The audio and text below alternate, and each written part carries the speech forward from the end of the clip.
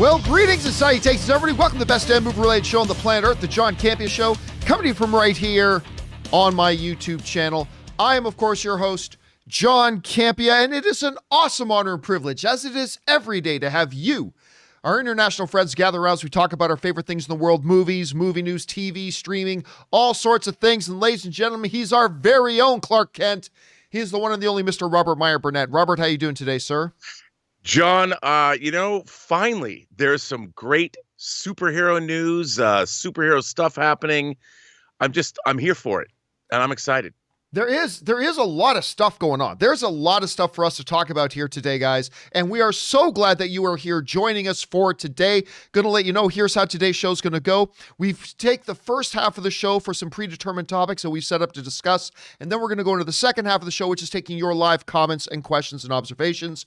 You can get in a live comment or question or observation by simply using the tip link in the description of this video, or you can enter it in manually at streamelements.com/movieblogtv/tip. You'll be getting your comment or question on the show if it's reasonable. And of course, you'll be supporting the show at the same time. And all of us here at the John Campea Show, thank you guys for that support. Also want to let you know, if you guys have not done so yet, or if you're new around here, why don't you take a second and click on that subscribe button, become a subscriber to the YouTube channel. It'll keep you up to date on all the things that we've got going on around here. Okay, guys, lots of stuff to talk about here today, so let's not waste any time. Let's do an off the top. And the off the top we're going to start with here today is this. Rob, we know we've got 2 more episodes left of WandaVision. We're very, very excited about that. I'm even more excited that shortly after that, we've got Falcon and Winter Soldier coming. But there's another series on the way on Disney Plus that a lot of people have been excited about, and that is Loki. Now, we knew it's coming relatively soon, but it's not relatively soon anymore. We now have a release date. As of this morning, the official release date now for the Disney Plus series Loki is now coming on June 11th. June 11th is the official time now for Loki. That's when we're going to be getting this series. Rob, this is exciting to me. Again, Falcon and Winter Soldier is, for me, my most anticipated series coming on Disney Plus. Yes, I'm looking forward to definitely Moon Knight. I'm looking forward to Ms. Marvel. I'm looking forward to She-Hulk. I'm looking forward to the War Machine one, whatever the Nick Fury one is going to be. On and on and on. I'm looking forward to them all. But right behind Falcon and Winter Soldier just very well may be Loki. And now it's tangible. We've got a release date. It's not going to come too far after the end of Falcon and Winter Soldier. Rob, you heard about this. Where's your anticipation level for Loki right now? And what do you think about the release date? Oh, dude. Loki looks off the charts, man. The Time Variance Authority, Loki, apparently he's going after different versions of himself in different quantum realm. I mean, I'm so excited after seeing, look, what we're getting, I think, between WandaVision, Loki, clearly other things that we're going to talk about just shortly. There is a concerted effort to be telling maybe not a Thanos-sized story, but certainly quite a large story across multiple formats in the Marvel Cinematic Universe. And I couldn't be more excited. I think it all, WandaVision, Loki, other movies that we'll talk about, I think that I can't wait, dude. My excitement level's way up here. And a lot of it is based on the quality of WandaVision. Yeah, right. I mean, that's the thing. I have been very critical of Disney Plus for a good year, and I think justifiably so. But man, I'm telling you, when you look at what they've given us so far, Mandalorian season 1, Mandalorian season 2, WandaVision, we're not quite done with WandaVision yet. And by the way, Kung Fu Hot Dog sends in a super chat badge in the live chat. Thank you, Kung Fu Hot Dog. They are 3 for 3 right now when it comes to these premium releases. And if they can do that again with Falcon and Winter Soldier, I mean, as somebody who is looking as forward, and nobody else on the planet is as much as you, as somebody who's looking forward as much as you are to Moon Knight, like all these series coming out and hitting the level of excellence they're hitting, that's got to make you even more excited for that, doesn't it? Oh, yeah. And then totally. And once again, the directors that were hired for that, Benson and Moorhead, who made Spring and Endless and Resolution and the recent Synchronic that stars Anthony Mackie, I think that they've got a great team. I think they're, once again, if you want to look toward anywhere in Hollywood where the people know what they're making and know how to do what they're doing, there's no better place to look than Marvel and their heads. Kevin Feige, of course, but it's also Louis D'Esposito and Victoria Alonso. This is probably, I mean, I don't understand why this team is not celebrated more than they are. I guess because there's still the perception that comic book based theme movies or whatever are somehow not as valid as others. But I'm like, look at their track record, look at their box office, look what they've done with WandaVision. I mean, if you want to see people that can blow up the internet, I mean, this they know what they're doing more so than any other studio, maybe in the history of Hollywood. And I'm there for it, John. And we are getting, I mean, if you think about it, we got WandaVision ending, Falcon Winter Soldier starting, Black Widow dropping, Loki happening. They talked about, well, you're gonna get Star Trek Lower Decks and Discovery. I'm like, Marvel's like, hold my beer. Come on. No, we got a lot of good stuff coming. Question is for you guys, what do you think about this? We now actually have a release date for Loki. It's going to be June 11th, not terribly long after Falcon Winter Soldier. If, Black Widow holds what they're going to hold, it'll be right on the heels of that. We got a lot of stuff coming here, guys. What do you guys think? Jump down into the comment section below and let us know your thoughts. Okay, guys. One more thing off the top for us to discuss here. And Rob, this is one of those situations. By the way, Noah AG sends in a super chat badge in the live chat. Thank you, Noah. Appreciate that, man. One more thing to talk about here off the top. Rob, every once in a while, I've told you this. Every once in a while, it'll be later in the evening. I've done the show notes, and all of a sudden, my phone, I don't have it here with me. So let's say this remote is a phone. The notifications, bing, bing, bing. And all of a sudden, last night, I started getting a whole bunch of messages from people saying, John, did you hear that George Lucas is writing the Cassian Andor show? Can you believe it? And here's an example of one of those messages that I got. This comes to us from Travis Gregg, who wrote in, hi, John. All hail the king. It's being reported that George Lucas himself is writing the upcoming Andor series on Disney+. The story is saying he's written 2 of the episodes. So I guess I have 2 questions. First, how excited are you to have the new Star Wars material written by the creator himself? And second, do you think this opens the door for Lucas to write more in the future, perhaps a movie? And that came to us, this one comes to us from Travis, but that came from a lot of people who were writing in at the time. Now, this, of course, as soon as I started seeing all of these emails coming in, I'm like, well, somebody's writing about this. Somebody on some site somewhere is writing that George Lucas is going to be doing writing for Cassian Andor. And sure enough, there are a number of sites that are running this. We're getting this story running around. Confirmed, Rob. Behold, the most misused word online ever. Nobody seems to understand what the word confirmed means, but confirmed. George Lucas is writing for the new Star Wars series, that, of course, being the Cassian Andor series. Now, it's specifically what they write this. They say the following. In an exciting turn of events, it seems George Lucas will be returning to Star Wars in a meaningful way with Andor, which is a series I'm very much looking forward to. I'm looking forward to Cassian Andor a lot. IMDb has confirmed that the man who created a galaxy far, far away is the writer for 2 episodes of the upcoming streaming show. Okay, so this is something that I've been getting inundated with for the last 14 hours or so. People saying, John, did you hear George Lucas is writing Star Wars? He's writing Andor. He's writing Andor. So what does it mean when you have sites like this and some others reporting that IMDb has confirmed, John? The first thing I thought when I saw people writing IMDb is confirming is this. IMDb is basically Wikipedia. Prior to a movie coming out, there are many people have access to put things on there and whatever, so you can't really take that as reliable. But I did decide to go over and take a look and see what is it being saying. There's no news story on IMDb about, and this is important to understand, there's no story. IMDb is not claiming that George Lucas is writing Andor. So where's all this coming from? This is where this is coming from. If you go to the Andor page on IMDb, it says right here, well, John, Says right there, George Lucas, first listed writer, right? He's writing it. Well, that's not a lot to get excited about because quite often with writer, that can mean a lot of different things. There can be the story by writer, which is different than the screenwriter. There can be, based on writer can get a writing credit. If something is being based on a previous property, the creator of that previous property can get a written by credit. So here's where we go. Let's now move on from the Andor page and actually go to the George Lucas page.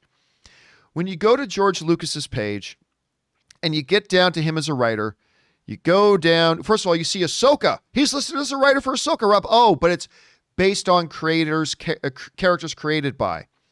He's credited for Rangers of the New Republic, based on characters. A bunch of all these different things based on Star Wars, created by. And sure enough, we eventually come down to Andor. And then it specifies what his writing credit is, characters.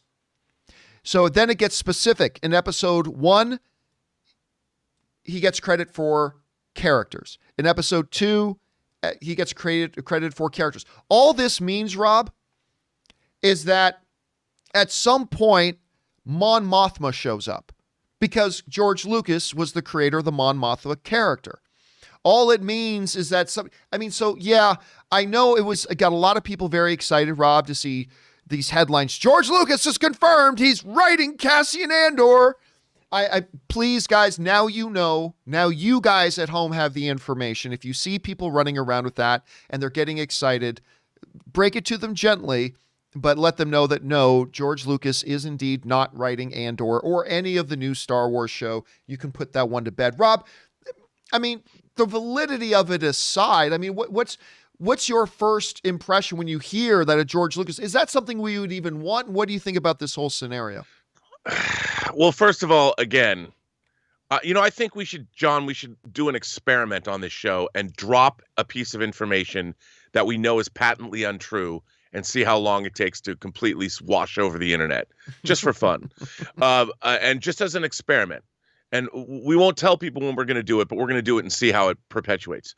2, I don't think that it's true. I think if it was true, we would be reading about it again on all the trades, Deadline, Variety, Hollywood Reporter. Those are the places, really the only 3 places you should ever look for confirmation of anything. And I just, like you, I don't see it ever happening. Now, that doesn't mean, George Lucas might have a great idea. And during a TV series, he's like, I've come up with this idea for, it makes sense, Cassian Andor, the beginnings of the rebellion.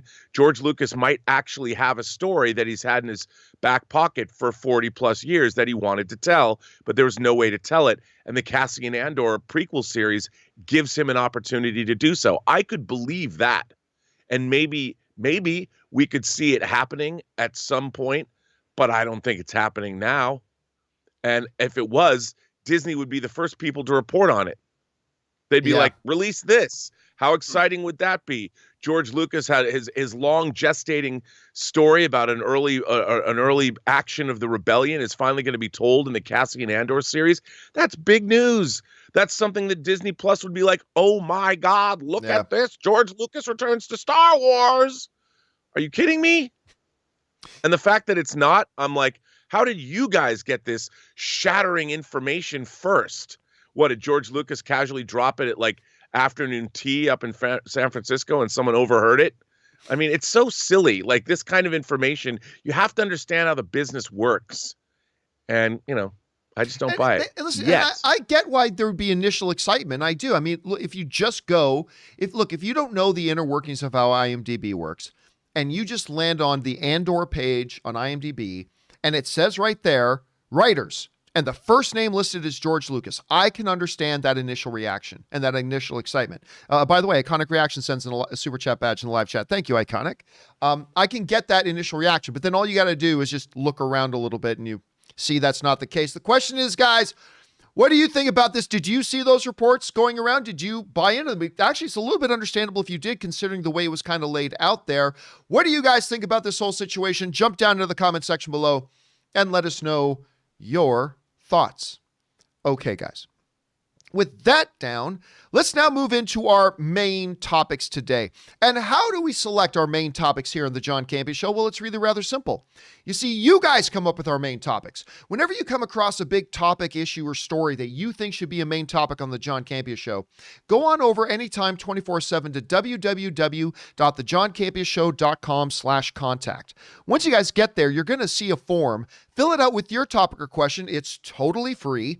Hit submit, and then maybe, just maybe, you might see your submission featured as a main topic here on the John Campea Show.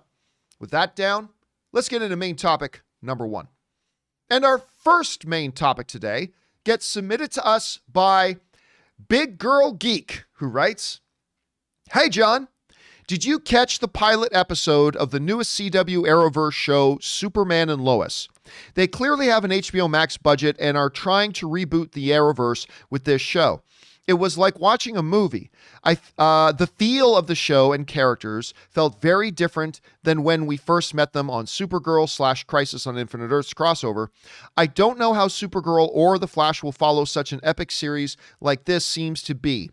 Clearly CW/DC is putting all of their money into this show and relaunching the brand on CW." All right, thanks a lot for sending that in, Big Geek Girl. Well, okay, so Rob, I vowed I had no desire to watch this jobber Superman, the way CW crapped all over one of the greatest superheroes, if not the greatest superhero of all time, the Superman. The way they crapped all over that character in their CW universe completely turned me off. And I'm like, I have no interest in watching this show. Maybe if I hear from a whole ton of people that it's great and that it's awesome, maybe then I will go and give it a shot. I got a message from, how do I put this? I got a message from somebody relatively close to the situation that said, "John, I really think tonight you should check it out because I really think you're going to like it. I really do." And this person has very rarely, if ever, steered me wrong. So I'm like, okay, I'll give it a shot. I'll dive in and I will try this Superman. I will dive in and I will give it a shot. So sure enough, that's what I did. I tuned in and I watched it. And Rob? I did too. Oh, did you? Okay, yep. Good. So here's the thing. I found it to be, first of all, let me say this. It was much better than I was expecting. Like, I'll say that up front. This thing was much, much better than what I was expecting. I was not expecting much, if anything. I was not expecting much, if anything at all. And I thought it was actually, especially when it started, I thought it was quite good. Two things that really stand out to me as being really, really interesting. Thing number one that I found really, really interesting was the notion that this seems, and I don't want to speak out of turn, but it seems like this thing completely ignores the Arrowverse. It felt like this show, nothing. There was not, Rob, correct me if I'm wrong, but I don't believe there was a single reference to anything in the Arrowverse. On top of that, timeline-wise, this seems to be completely outside of the Arrowverse because it's modern day in Superman and Lois, but they've been raising kids for almost 15 years. Yep. That's inconsistent. And they closed off their multiverse stuff in the Arrowverse. So it almost seems like, so I don't know, completely plugged in. I don't know what the behind the scenes scoop is, but the first thing that really jumped out to me was, oh, this seems to basically be a reboot with the same principal characters and the same principal players. It seems to be a reboot. So anyway, there was that. I found the show though, Rob, to have split personality. And here's what I mean by that. I feel like the show started as an HBO show. the first half of this show, the first 20 minutes to half hour, I felt like I don't feel like I'm watching something on CW. I feel like I'm watching something on HBO. And that is a very good thing. Because you know me, I think HBO is the king of the hill when it comes to creating original content. I think they're the best. So I'm watching the first half of this. I'm like, this feels like it's been rebooted. I don't know that it's been rebooted. I'm just saying it feels like it was rebooted. And then this feels like it was actually made by HBO. So there's that. The problem is, once you got by the first half, Rob, that's where I started to see the split personality. Because the first half of this show was HBO. The second half of this episode was very CW. And that was, to me, interesting, a little identity confusing. It got a little bit into the silliness. And again, because it's CW, Rob, and this is a minor spoiler. This is a minor spoiler for any of you who have not seen episode 1. So I'm not going to say who or how or why, but it can't be CW doing Superman, Rob, without them having Superman getting his ass kicked. CW doesn't know how to make Superman without Superman absolutely getting obliterated and getting his ass handed to him. They just don't know any other way. It's the only way they know how to do Superman. That being said, I will stick with my original premise here, Rob, that I do think it was much better than I thought it would. So that's good. But other than that, I don't know. I don't know. So I don't know where it'll go, but I got to say, I will admit it was better than I thought. And maybe this can get, I just need them to lean more into that HBO-ness of it rather than their CW-ness as it. You know what I mean? Like, I like the Sons. I like the whole idea. I like the fact that this is a Superman facing real world, real life, real adult problems, like trying to feel connected to his kids. And that's all great. But I don't know, Rob, you had a chance to watch it. What did you think? Oh, and we've lost Rob. Give me a second here. I'm going to see if I can get Rob back here. Give me 1 minute. Oh, man. Can you hear me? I can hear. Yeah, I can hear you now. Yes. So go ahead. Oh, okay. I really liked it.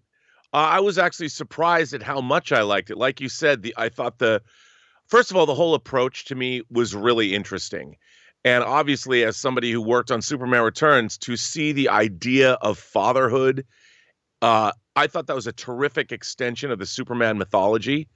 And I'm there for that. And while, yes, that's very much more in the CW realm, I think it's a great great direction to take Superman in. You know, they've done that with like Damian and Bruce Wayne and Batman, but to have Superman have two sons and like that scene you're showing of him picking up the truck, I thought there was real awe and wonder in the show, more than I expected. And I really liked the whole relationship, and the whole idea of Morgan Edge being set up as a villain is terrific. And then, of course, the reveal of, I'm not going to say who it is, but the villain, there's another villain that has apparent superpowers. And it didn't bother me that Superman did, yeah, he got his ass kicked, but not to the point where it was embarrassing. It made sense in the context of the story that they're telling, and I was intrigued. I love the idea of Superman having to balance work and family, because it takes look. It's really hard to tell a Superman story and make it work, and I think that the fact that Superman has the problems, no matter how much power he has as a Kryptonian, it doesn't it doesn't help his parenting skills at all. And I love that.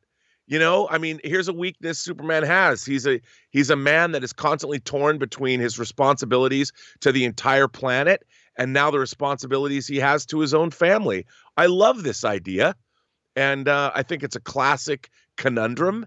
And I think it really works for this show. I only hope that the rest of it sustains itself rather than spinning down into. Oh, again, we've been Rob's been freezing up here. Hold a second, I'm going to get him back here to make sure he's going to be able to finish off his thought. I need him to finish that thought. So, Rob, are you? Oh, he's still gone. Give me a second. I'll work on getting him back here so he can finish that thought. Okay, Rob, you're back. Please finish your Okay, thought. so what I was saying is, I only hope that the idea of having a Superman, a Kryptonian, having to be torn with his responsibilities. Oh, and we lost him again. Rob, I don't think the problem's on your end, Rob. I think there might be, I think we might have a bit of a glitch problem here with your connection today. I'm not totally sure about that. Give me a second. All right, well, you know what? We're going to have to say goodbye to Robert Meyer Burnett today. We will get this technical issue figured out. Special thanks to Rob for being here, and we will get him back a little bit later. This is not an internet connection problem, by the way, guys. This is not since we moved into the new studio. This is definitely not an internet connection. This is, I think, might be a Skype issue that we'll have to deal with. But anyway, this is a new one. But we will get that back another time. All right, guys. With that, that's what my thoughts were on the Superman. Again, it was better than I thought it would be. It is better than I thought it would be. But I still didn't think it was great. Started off HBO, then kind of went CW, but still, I am at least intrigued to see where they go with this. That's just my thoughts. Guys, did you have a chance to check out the new episode or the first episode of Superman and Lois? If so, jump down into the comment section below and let us know your thoughts. Okay, guys. With that down, let's move into main topic number 2, shall we? And our second main topic today gets submitted to us by Avery Nichols, who writes, "Hello, John and Rob. There was a time that I thought Taylor Kitsch was going to be the next huge Hollywood star. But after John Carter, he just sort of disappeared. Just read that he's teaming up with Chris Pratt for a series called Terminal List. Do you think the series looks any good?" All right, thanks a lot for sending that in. And yes, we've known for a little while that Chris Pratt has been working on this series that he's also the executive producer on, called Terminal List. And it actually sounds pretty good. As a matter of fact, for those of you who don't know anything about it, this is what we get from Variety. The Terminal List follows Reese, that's played by Chris Pratt, follows Reese after his entire platoon of SEALs is ambushed during a high-stakes covert mission. When Reese returns home to his family, he questions his own culpability with muddled memories of the event. However, as new evidence comes to light, Reese discovers dark forces are working against him. Don't you hate it when you discover that dark forces are working against you? Anyway, Edwards uses his CIA. Edwards is going to be played by Taylor Kitsch. Edwards uses his CIA ground branch access and operator skill set to help Reese seek his vengeance. All right. So that's what we know about the Terminal List. And yes, it has just been announced that Taylor Kitsch has been added to the cast kind of as his co-star. This is interesting because you're right. There was a period of time, I don't know if you guys remember this, but Taylor Kitsch was kind of poised to become like one of the next big A-list kind of actioneer kind of guys. And then it kind of summated with him getting the lead role in John Carter of Mars, which of course was just called John Carter, a wonderful sci-fi film that was one of the worst marketed films in the history of Hollywood. And that film kind of didn't do very well at the box office. Actually, it was a major flop at the box office, even though the film was really good. And Taylor Kitsch was really good in it. Unfortunately, Taylor's management seemed to fall into that pattern that a number like Michael Fassbender's management does of just putting him in the wrong roles after that. And even before that. I mean, he was going to be Gambit in the X-Men, but unfortunately he got introduced as Gambit in X-Men Origins Wolverine, so that didn't go anywhere after that. He was in this big property Battleship, but of course that turned out to be a big pile of poo. And then he did a couple of really good things. And look, the bottom line is I always think Taylor Kitsch, I think this guy is great. I think he always brings it, and it's always fascinating when he's on screen, even when the movies he's in turns out being quite poor. Now, the idea of teaming up these two guys is really appealing to me. I mean, I'm a big Chris Pratt fan. I think this guy is an awesome performer. Ann and I were watching more Parks and Rec last night. This dude's awesome. I love him in just about anything. Him teaming up with Taylor Kitsch, the sound of the Terminal List sounds great to me. So I'm pretty excited about it. So yeah, for me, I think this is great sounding news. I can't wait to watch this thing. I don't know when it's coming out. I don't think there's a lot of information revealed about that yet. but I'm looking forward to it. Question is, guys, what do you think about the sounds of the Terminal List? And what do you think about Taylor Kitsch joining up with Chris Pratt for it? I love it. What do you think? Jump down into the comment section below and leave us your thoughts. All right, guys. With that down, let's move into main topic number 3, shall we? And our third main topic today gets submitted to us by Ben J. And Ben J writes, "Hey, John and crew. One upcoming MCU project that I am very excited for is Chloe Zhao's The Eternals. As The Eternals is now finishing post-production, it is being reported that Marvel is very happy with how it turned out. They are reportedly, quote-unquote, almost in disbelief about what they have on their hands. What do you think about this? And does this raise your excitement level for the film?" All right. Thanks a lot for sending that in. And yeah, of course, one of the movies that they do still have coming out that's been bumped several times because of the pandemic, one that Rob has been very, very excited about, is, of course, The Eternals. Now, this is one to me, like, I have a hard time right now getting super excited for The Eternals because, quite frankly, I'm not really, I mean, I'm aware of a number of things about them in the comics, but I'm not super up to date or really aware of all the nuance and all the stuff with Eternals. So it's one I'm less familiar with. So there's that. Plus, it's going to be so different from anything that Marvel has done before that it leaves me in a bit of a position where I'm like, I'm not really sure what to expect. However, and I'm going to tell you why this is really interesting, there are a bunch of reports coming out about that it's actually really excellent.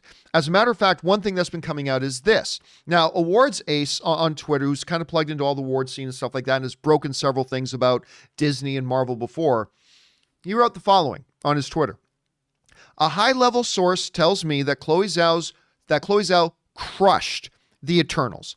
And Marvel is, quote-unquote, this is where it came from, almost in disbelief about what they have on their hands."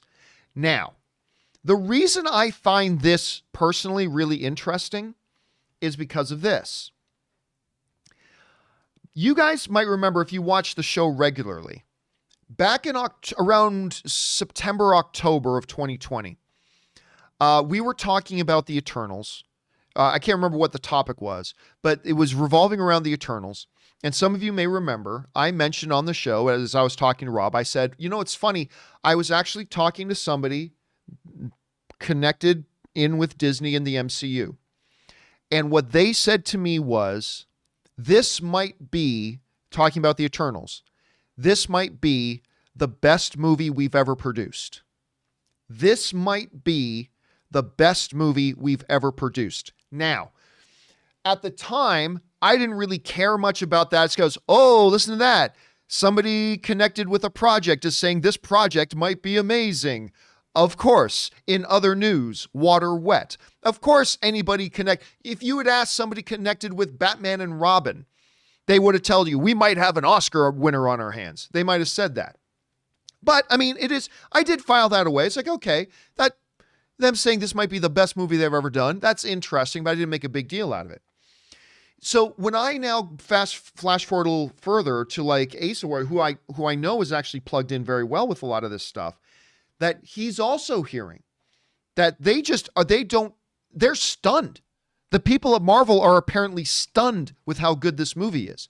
Now, of course, that becomes even more believable when you understand that Chloe Zhao's other film, Nomadland, is considered the frontrunner right now to win Best Picture at the Academy Awards this year. I have no interest in the Academy Awards this year because it should be an asterisk year. But that was notwithstanding.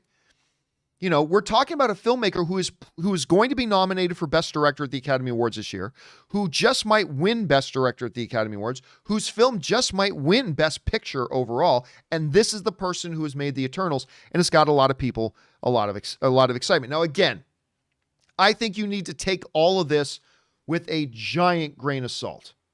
A giant grain of salt. Being these huge platitudes of greatness are coming from sources connected with the studio. What else are they going to say? Hey, how's Eternals coming along? Oh man, we're really not happy with it. Whoo, we're scared to let the audiences see it. Is that what they're supposed to say? No, so obviously saying the big things. But that being said, I have talked to a lot of people connected with the studios about a lot of their different films, and not often do I hear them say things like, this might be the best film we've ever done. Not often do you hear things like, they're so stunned they don't even know what to do with themselves over it. Like it's high praise. Still, take it with that grain of salt that it's praise coming from people connected with its making. So who knows? I just thought it was interesting jargon that's coming out right now. Question is, guys, what do you think about these whispers about the greatness of Eternals? Where's your expectation been? For me, it's been pretty modest because of all the factors I talked about earlier, but maybe you're super excited about it. Maybe you love hearing this. What are your thoughts on this? Jump into the comment section below and leave your thoughts there. Okay, guys. With that down, let's move into main topic number 4, shall we? And our fourth main topic today gets submitted to us by Marcus Combs, who writes, "Hey, John and Rob. Well, I'm a bit confused. First, Tom Holland puts out what we thought was the official title for Spider-Man 3, Spider-Man Phone Home. That was until Jacob Batalon put out a post a few minutes later with the title Spider-Man Homewrecker. Could one of these be the real title, or are they really just trolling the fans this hard? I'd love to know your thoughts. Thanks." And guess what? It wasn't just Tom and it wasn't just Jacob. Zendaya got involved in it too, and she put up a title. What did it say? I think it said Spider-Man Home Slice. I think this was it. So yesterday, of course, we had the 3 main stars of the Spider-Man movie put out, say, we've got the official title for you. Tom put out Spider-Man Phone Home. Then Jacob put out Spider-Man Homewrecker, which I think we all knew was kind of BS. And then, of course, we had Zendaya put out Home Slice. So there was all that. That's all great. That's all well and good. And we can talk about the drama that created. Absolutely we can. However, we actually do now have an official title. This morning, just before we started our show today, Sony got on their official Twitter account, and they actually put up a real fun little video, but it basically ends with a camera. This was being done in Sony Studios. A camera zooms in on a whiteboard and says Spider-Man No Way Home. As our heroes walk by it, they get to Spider-Man No Way Home. And that is now our official. This is our officials. I bring this up here. This is our official title now, Spider-Man No Way Home. I mean, look, on the one hand, it fits, right? It fits. Spider-Man No Way Home. Every Spider-Man one has had the word home in it. We knew this one would have the word home in the title as well. I guess, look, at the end of the day, it doesn't matter. It's just a title. A title does not make a movie any better. It doesn't make it any worse. A great title doesn't make a bad movie good. A bad title doesn't make a good movie bad. So it's kind of irrelevant. So, but I don't know. I just know that I've heard a number of other theories about what the home in the Spider-Man title could be that I've thought were a little bit better. But then again, No Way Home, really good. And it probably does tie in to what we're going to get in Spider-Man 3. Now, this leads us to some speculating. This is why I wish Rob was still here and didn't drop out there. But this leads us into some speculation. We do know Kevin Feige has said that WandaVision, Spider-Man 3, and Doctor Strange 2 are a part of one story arc. So if we're really about to blow open the whole multiverse thing, are we looking at Spider-Man getting sucked into a multiverse situation? Is this going to be about him and maybe, Jacob and everybody? Is this going to be about them trying to get home and it's called No Way Home? Could it be tied into it that way? Now, buckle in for 7 months of everybody coming up with theories about what No Way Home means, but it's clearly going to be plugged into the actual events and narrative of the movie itself. So we're going to have a lot of fun speculating about that. Personally, look, even though we all knew right away that these 3 titles were total BS, there are still a couple of interesting things here.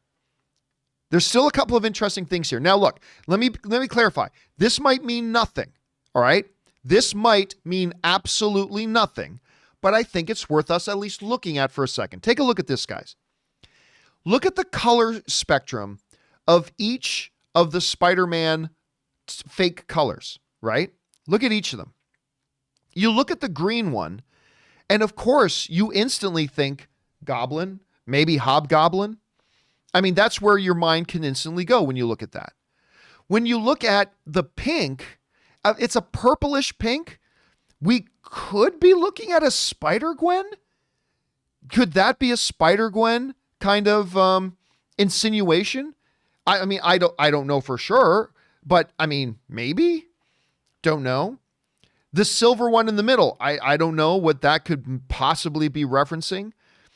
I mean, the green could also be a Mysterio. The pink could also be another one of the characters. I mean, I know maybe it's nothing. I just did find it interesting, though, that each one of them has their own, like, why don't they just all look the same with just a different title, right? So I don't know.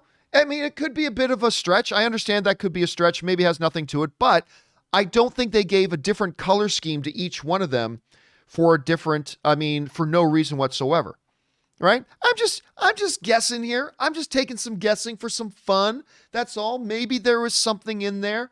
I don't know. Maybe yes, maybe no. But anyway, I did think that was a pretty fun thing they did yesterday. Because, Tom releasing, hey guys, swipe right to see the title of the new movie. I thought it was a pretty fun little gag. I thought the building up to the release of the title today. I'll be honest with you. I didn't think they were going to release the title of Spider-Man 2 until the end of WandaVision.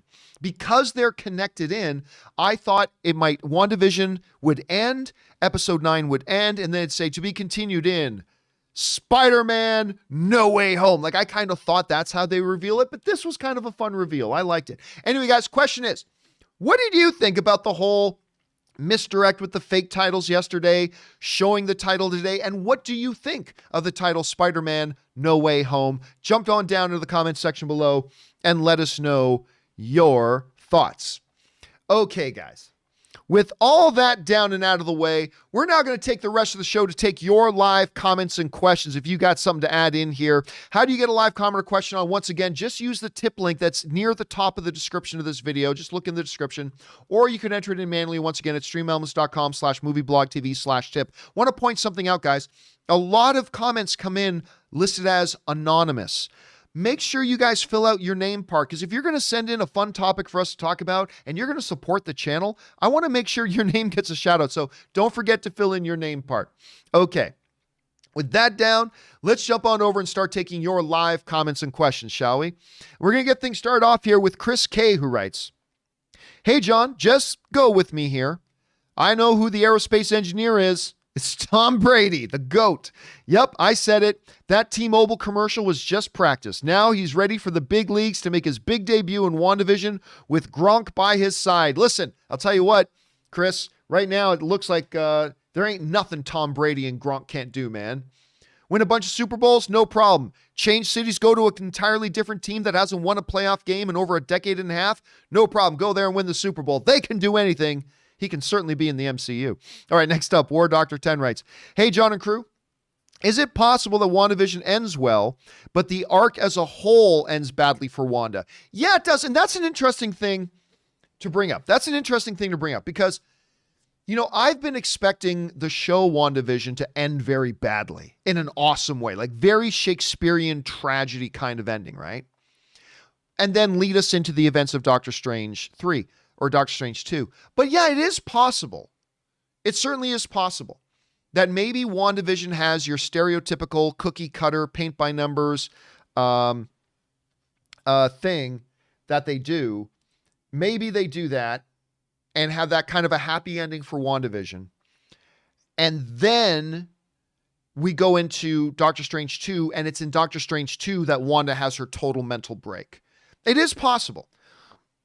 I would prefer to see it go, with them having like a real Shakespearean tragedy kind of ending to WandaVision. But I mean, it is possible they do that, War Doctor. It is possible. All right, next up, Corey O writes, hey, John, have you ever seen a show by the name of Banshee? It stars Anthony Starr, who plays Homelander.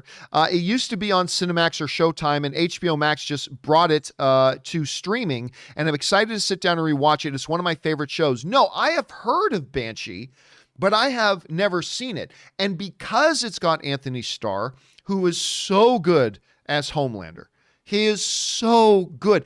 I mean, listen, The Boys is one of the best shows on TV. And there are lots of reasons why. But I don't know if this show works as well if Anthony Starr playing Homelander doesn't crush that role. Because, like, everything about this show kind of revolves around Homelander. Even the boys themselves, it's all really kind of about Homelander. And if he doesn't crush it, I don't know. So with him being connected, I would automatically be interested, Corey, in checking out Banshee. I've not seen it yet, but if it's on HBO, I'll probably check it out at some point. Thanks for the recommendation, man. All right, next up. Mom Jeans writes, thank you, John, Rob, and the whole John Campea Show team for always being a great place for movie nerds. I have been watching for a little over a year, and I love it. If I could, I'd tip in hot toys. That would be awesome. By the way, Mom Jeans tipped in like $25. Thank you so much for supporting our channel. Listen, it's always so nice, and it's always so heartwarming when somebody wants to write in just to say something kind and encouraging. Thank you so much for that. I really do appreciate that. And I love it. If I could tip, I'd tip in hot toys. God, I wish there was some way I could set that up through Stream Elements or something where people could say, okay, you could tip in like $5 or you could tip, I don't know, a Thanos hot toy. I would do that. I would set it automatically to that every single time. Thanks for that, Mom Jeans. All right, next up, Roll of the Egg writes, hey, John and Co. Mayo goes with everything. Damn, I can eat stuff with mayo, margarine, but prefer not to. Now about your grits, butter or sugar. Grits isn't really a thing in Canada. I'll tell you right now, I had never had grits. Never once in my life until I was down here in the States. And I think, oh, damn it. What's the guy's name? Hold a second. Let's guy's name. Pacific Rim IMDb's name. Because it's going to kill me if I don't get his name right. Let me just pull it up. I was actually having breakfast with, there it is. Okay, so I was having breakfast in San Diego with one of my friends, Mark Neveldine. He directed the Jason Statham Crank movies. And I was meeting him for breakfast, and he said, do you mind if a friend of mine joins too? And I said, sure. And it was actor Clifton Collins Jr., who's been in lots. Of course, he was in Pacific Rim as well. And I remember Clifton Collins Jr. ordered grits. And I had mentioned I had never had that. I had never had that. And so I was like, all right, I'll give that a shot. I'll give it a shot. And I tried. It was the first time I had ever tried it. I didn't particularly like it, but it was the first time in my life I'd ever tried. And I think the main reason is it's just I'd never even heard of grits coming from Canada. Like I heard it referenced in some TV shows, but it's not something that we eat in Canada. Besides, mayo is much better. All right, let's move on. Next up, thanks for that roll of the egg. Darth Rootsky writes, I just watched Ultimate Spider-Man, and lo and behold, Mark Hamill was there voicing Nightmare. Yep. Would it not be funny if the Luke Skywalker level reveal was Luke Skywalker himself? Probably not, but the fun continues with the Wanda obsession vision. That's actually nice to say, the Wanda obsession vision. So here's the thing. There has been one of the reasons a lot of people think it might be Nightmare is because Mark Hamill has indeed at one point voiced Nightmare, right? So if they suddenly brought in Mark Hamill, I don't know, man, that would be pretty funny. That would be pretty funny. Like you, Darth, I don't think that's what they're doing at all. But man, if they did that and Nightmare shows up being the villain, first of all, we don't even know if Nightmare's a villain or not. But if Nightmare were to show up and it was being done by Mark Hamill, who happened to voice the character in one of the animated things, that would be pretty funny. All right, next up, we've got Kay, who writes, I just wanted to say that I love your show as well as all the co-hosts. Thank you so much, Kay. I found your stream due to WandaVision. Today is my birthday. Happy birthday, Kay. May you have a marvelous day and a fabulous year of triumph and victory ahead of you, my friend. Also, what do you think of all these remakes, and when do you think enough is enough? Hi, Robert. And Robert, unfortunately, is not here with us right now. And by the way, a.k.a. Alan, send in a super chat badge in the live chat. Thank you, a.k.a. Alan. Well, you know my theory on remakes, guys. I have no problem with remakes. Remake everything. Because, yeah, sometimes you're going to get really crappy movies. Okay, guess what? Lots of original films are really crappy movies. But sometimes you get fantastic movies. You get absolutely fantastic movies sometimes. And Visvi, I can't even pronounce that. In the live chat sends in a super chat badge. Thank you for that. But, Rob and I just recently went over this big laundry list of fabulous movies that are remakes. And sometimes they're utterly fantastic. So look, my philosophy and theory on remakes has always been this. If you make a remake and it's bad, oh well, you forget about it. And it doesn't affect the original. If you make a remake that's good, yay, we have a new good movie to celebrate. There is literally no drawback to doing remakes. Sometimes they give us some of the all-time great movies, sometimes they don't, but either way, we can just move on from them if we do. That's my thought on remakes, Kay. And it's good to have you around, and I'm glad that WandaVision led you to us. Thanks for being here, Kay. Next up, Cherry Graphics writes, "Hey, John, is there any news on Morbius and Venom 2, as it seems no one is talking about those movies?" Well, there's nothing to talk about right now, right?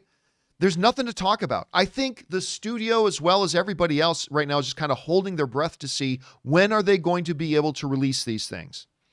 Right? They don't want to spend any more money on marketing them if they don't know when the movie's coming out yet.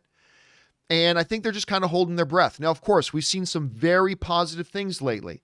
I think we're now at 41 days in a row in California, 41 days in a row where every day the new COVID cases count has gone down while testing has gone up, which is great. And while vaccinations are up 70%, that's great. And then yesterday we just heard that New York is going to start to reopen their movie theaters. And we're hearing that LA is going to be not far behind them in reopening movie theaters as well. So everything's looking good. But right now, the reason there's no news is because the movies are done, right? The movies are made. There is no more news to come out about them other than in how they relate to when they get released. That's the only news left to be delivered on them. There's no more casting news. There's no more directing news. There's no more development news. Those movies are done. And now they're just waiting to see if they can release them or not and when they're going to be able to do them. So that's what we're waiting on. And by the way, Winter Jedi and Ruben both send in super chat badges in the live chat. Thank you guys. Appreciate that. But I cannot wait to see these movies, Cherry. I cannot wait to watch these movies. All right. Tony Rodriguez writes, "Hey John, just FYI, I live on Long Island, and I just visited Long Island a little bit ago because my wife used to work with Hasbro, and their headquarters are centered out there. And the major theaters. Oh, not Long Island. I'm thinking of Rhode Island. I'm not Long Island. I often confuse Long Island and Rhode Island. Anyway, and the major theaters have been open since tenant at 30%. That goes for New Jersey, upstate, and Connecticut. Yes, but not like New York Prime. You got to remember that when they say New York, just like the weathermen here, they usually mean Manhattan. True. But, and when you're talking in movies here, just like when you say Los Angeles, right? There's a lot of things that go into Los Angeles. Like a lot of people consider Orange County. I mean, they call it the Los Angeles Angels when they actually play in Orange County, but they figure close enough. I mean, there's a lot of different variations too. But for the movie studios and for the distributors, New York and LA are of vital importance to them because those are the tastemaker cities. And as much as a lot of people don't like that, it's the truth. They are the tastemaker cities, and they really need theaters in those markets opened. So yes, just like theaters in LA were closed, but actually just a few minutes up the road in Orange County, there were some theaters open and all that kind of stuff. We understand that, and it's point well made. It's a point well made, Tony, but they really do need those two key markets open if anything is going to happen. So that's probably why they refer to them like that, but a point well made, Tony. Next up, Dean Youngblood writes, "Hey, John, I've been watching since the Batman vs. Superman review. Thank you so much, man. You and your team's passion for movies back in the Movie Talk days was inspiring. Now here I am about to make my first feature film at the end of this year. That is awesome. What advice would you have for a first-time director?" Wow. Okay, so I've been lucky enough to make a couple of feature-length projects. Yours will probably be better than mine, but I think it's this. My best piece of advice to anybody doing this, especially going into your first one, is prepare, just understand now, look in the mirror and say, at the end of the day today, I'm going to feel overwhelmed and completely stressed. And that's normal. Just look in the mirror at the beginning of the day and say, hey, me, at the end of the day, just so you know, you will feel overwhelmed and you will feel very stressed. So that when you get to the end of your first day and you are so overwhelmed and you are so stressed, it's not catching you by surprise. All right. When you're directing, especially if you're directing on set with a cast and crew, it can be very overwhelming your first time. So I would say just start to prepare yourself mentally that, yeah, I'm going to feel like I don't have any control. I'm going to feel like things are spinning out of control wildly. I'm going to feel completely overwhelmed, and I'm going to feel like I'm in over my head. If you just come to grips with that's how you are going to feel, and you know this in advance, then when it hits, you're going to be able to navigate a little bit more easy. So that's my best piece of advice at any rate. And good on you, Dean, and I hope it goes really well for you, my friend. All right, next up, Mikhail Mahi writes, here in France today, Star Plus just began on Disney Plus, and it's awesome. I can watch Sons of Anarchy on Disney Plus now. Yeah, again, which is great. Now, I still don't fully understand the fundamental differences, but my understanding, and guys, you can correct me if I'm wrong, is that basically Star Plus is basically the Hulu content that we get in America. And by the way, Ruben sends in a super chat badge in the live chat. Thank you, Ruben. So that it is basically the Hulu content. So we get Hulu already, but a lot of places around the world do not have Hulu. So they don't get that effects content. They don't get all that other content that's on Hulu. And basically speaking, Star has all the Hulu content. That's my basic understanding of that. It might be, Sean Patrick is also writing in that Star is basically Hulu for the international market. Yeah, that's the way I kind of understand it. I may not be right about that, but that's kind of my understanding. But I'm very excited that those markets are starting to get that stuff, Mikhail. I hope you enjoy it. And yes, Sons of Anarchy, one of my top 3 greatest television shows of all time. All right, Jesse writes, one of my favorite little Easter eggs from WandaVision I had pointed out to me is that Wanda's tone of voice while saying previously on WandaVision has gotten less and less enthusiastic as the show goes on. I have not noticed that. Almost like she's losing interest in it. You know what? I have not noticed that. Actually, guys in the live chat, all of you guys watching live right now in the live chat, have you guys noticed that? Have you noticed a change in the tone of Wanda's voice with each episode, as she says previously on WandaVision? Because I have not. Crystal Reyes is saying yes, that she noticed it too. I never did. Captain Rogers, Matthew, AA, Zach, everybody's saying yes. Look at that.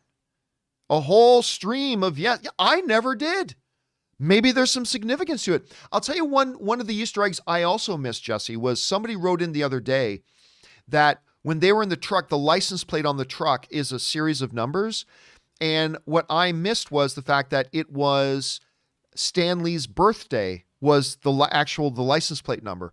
And I missed that one too. That one was pretty fun. That was pretty good too. So I'm going to have to go back. I think after I'm done the show, I'm going to go and load up all the episodes of WandaVision from episode 2 on, and I'm going to listen for that myself. I'm going to see where that goes. Thank you for pointing that out, Jesse. All right. Big Johnny writes, hi, big fan, and Kimberly's number one sim, of course. Kimberly, of course, has been doing the companion videos with me. She's been doing a great job, and we're going to be making a companion video a little bit later this afternoon, so keep your eyes open for that. Anyway, there has to be a third villain so we can have our comic book showdown.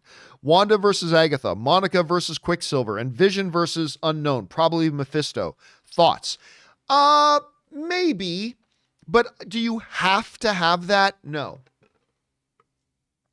I think just like you said, with Agatha already there, if she's even a real villain, which I'm not convinced of yet, but with Agatha already there, it very well could be that, Vision and Monica and Wanda all have to team up to fight Agatha. They could do that. Now, I'm not saying there's not going to be another villain. I'm just saying that if they don't bring in another villain like a Mephisto or a Nightmare or whoever else, that you can still do your big superhero ending if that's the way they're going. All right, thanks for that, Big Johnny. Keena writes, 1 of 4. Hey, John and Rob, thanks for everything you do. Well, thank you for being here, Keena. I think Hayward blames the heroes for all that went wrong with the world. None of the major villains began to show up until heroes started popping up. Hold on a second. Until the heroes started popping up. I keep losing it. Sorry. Until the heroes started popping up. This goes back to even Iron Man and Warmonger. So the heroes popped up, villains showed up. Half of the population of the world disappeared, and many of the heroes vanished, leaving humanity to pick up the pieces by themselves. Now, just a couple of days after everyone comes back, another superpowered threat involving thousands of innocent people pops up, and when he tries to deal with it, he's challenged at every turn by the daughter of the woman he greatly admires and whose position he inherited. I think this strong stance has a lot to do with the fact that if he shows weakness, those loyal to Maria's memories will start to follow Monica and get in the way of how he's had to learn to get things done. What do you think? All right, thanks a lot for saying that in, Kina. And yeah, listen, the whole character of Hayward, the new director of S.W.O.R.D., there's a lot of disagreement over this. Now, a lot of people think it's going to end up that he's working in conjunction with the villain. Whoever the villain is, he's working with the villains, that he's a bad guy. And they may do that. I am still personally of the opinion right now, although my mind could change after episode 8. My mind could totally change. But it seems to me, at any rate right now, that he's just a guy doing the best he can. And because everything he has said has been factually true. Every point he's made about Wanda has been true. Everything has been true. And when he's given that thing, like, you don't get it, Monica. You weren't here during the blip. You weren't here to see how bad things were and how bad things got. And you just don't get it because you were gone. And so I get it. It's going to me, it's going to be very, very interesting, Kina, to see where does Hayward actually land on this thing. So my position right now is he's a good guy, but a total dick. Because you can be both. You can be a good guy, yet a total dick. And that's where I think he is now, but who knows? We'll see as we move forward. All right. Wyatt Bender sends in a super chat badge in the live chat. Thank you for that, Wyatt. I appreciate that, man. All right. Next up. Tyler Pfeiffer writes, what are your thoughts on the FX series Justified? My personal favorite, Walton Goggins and Timothy Olyphant, are absolutely phenomenal. We've already had Goggins join the MCU, and Olyphant is my dream casting for Doctor Doom. Well, I mean, here's the thing. Goggins is amazing. It's funny you mentioned Goggins because the other night, Corey came over and we had popped on Ant-Man 2. Because it's been a while since I've watched Ant-Man 2, and I want to get caught up in some of the principles in there. And I totally forgot that Walton Goggins pops up in Ant-Man 2. I had totally forgotten about that. See, Walton Goggins to me is always going to be special. We were just talking about Sons of Anarchy. Walton Goggins deserved an Emmy. He had a small recurring role in Sons of Anarchy. And he was awesome in Sons of Anarchy. Absolutely awesome. Now, I tried that new show of his, The Unicorn. I'm not really digging it. But yeah, but there's that. Now, Timothy Olyphant, here's the thing about him. Disney and other studios tend to show that they like to stay in-house, right? They like to keep it in the family. So like we were just talking the other day that Tom Holland, for those of you who missed the show the other day, Tom Holland was very, very close. Like he was like in the 5th round of auditions. Tom Holland was very close to playing Finn in Star Wars. Now, ultimately, the role went to John Boyega, who was great. The role ultimately went to John Boyega, but a little bit later on, Disney, they remembered that Tom Holland kid. You know, and they talked to Sony, say, what do you think about this Tom Holland kid for Spider-Man? And they looked at him, they liked him, they like to keep it in the family, right? So Timothy Olyphant, right now, is already in the family. He's the Marshal. He's in Mandalorian. So they already clearly, they like to utilize Timothy Olyphant. So I don't know, Doctor Doom, I doubt, and who knows whether he'd be a good Doctor Doom. We don't know what their Doctor Doom is going to be like. So Timothy Olyphant might be the worst guy in the world, but we don't know. But I wouldn't be surprised at all if we see Timothy pop up in the MCU at some point. I wouldn't be surprised at all. Tyler also writes, one of two. If Bettany leaves the MCU, please give me a Master and Commander sequel. Listen, I've been wanting that forever. This may be unpopular, but despite being a diehard Lord of the Rings fan, Return of the King is my least favorite of the 3. And I personally think Master and Commander should have won Best Picture, to each their own. Listen, I disagree. I think Lord of the Rings Return of the King is the better movie, but I wholeheartedly agree that Paul Bettany, Russell Crowe, Master and Commander is one of the most underrated movies ever. Like, at least underappreciated. That's a better way to say it. It's underappreciated. Because that movie is awesome. It is absolutely phenomenal. So I don't know how many of you guys have seen Master and Commander. It is stellar filmmaking. And the performances by Russell Crowe, who is one of my favorite, if not my favorite actor, and Paul Bettany, staggeringly good. They're on-screen chemistry together. They've worked together before. Now, again, I didn't think it deserved to win Best Picture, but it is awesome. Absolutely awesome. I'm glad you brought it up, Tyler. Okay, next up. Anonymous writes, I see it's Attack Jennifer Lawrence week in the film community this week, all because someone tweeted a nonsense rumor. The amount of abuse she got online this week was borderline disgusting. Thank goodness she's not on social media. Well, I mean, I didn't see whatever the other abuses are. Listen, and it wasn't from a tweet. It was a newspaper in Europe that published that Jennifer Lawrence was going to be Sue Storm. Now, whenever somebody gets announced as being cast, you face a lot of backlash. Here's the problem. And I find that people on both sides of this tend to ignore reality. And this is just the way I see it, and you may not see it the way I see it, and that's perfectly fine. Your point of view is every bit as valid as my own. But here's the problem. I mentioned when the Jennifer Lawrence rumor came up that she was going to be playing Sue Storm in Fantastic Four, and that has been thoroughly debunked for any of you who didn't hear. That's been thoroughly debunked. But I said at the time, I am of two minds of this. I'm kind of torn. Even theoretically, I was kind of torn. Because on the one hand, I don't care what you think about this. She is one of the greatest actresses in the world. She just is. I don't care if you like her movies or not. She is one of the greatest actresses in the world. Now, of course, acting like anything else is all subjective. We all have our opinions. But from my point of view, she is one of the best actresses in the world. She is a 4-time Academy Award nominated actress and an Academy Award winning actress. She is, when she's on her game and when she gives a shit, kind of like Bruce Willis. Like Bruce Willis, when she is caring, when she cares about the movies she's in, she is one of the best in the world. So you bring somebody like that into an MCU movie, that's awesome. But then there's the other half of the equation. And the other half of the equation is this. When Jennifer Lawrence doesn't care, it shows that she doesn't care. You look at the X-Men franchise, like the first one, X-Men First Class, you can tell she was excited to be a part of it, and it showed in her performance. She was really good in X-Men First Class. But it was the worst kept secret in Hollywood. She didn't really want to do the other ones, but she was already contractually obligated. And you could just tell when you got into that next movie, she just didn't give a crap.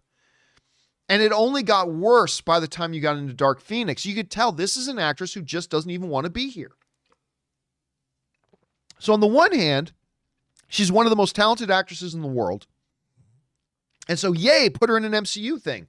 But then you worry, okay, but if we put her in an MCU thing, is she going to lose interest after the first movie? And here's the thing. Jennifer Lawrence defenders completely want to ignore the fact that that is a legitimate complaint.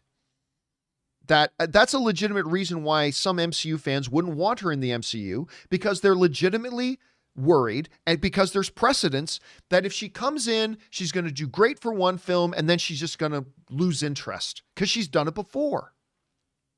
Then there are the anti-Jennifer Lawrence people, because they don't like Hunger Games, who just want to stick their heads in the sands like a bunch of illiterate turkeys and say, oh, she just sucks. No, I'm sorry. She doesn't suck. She's quite great.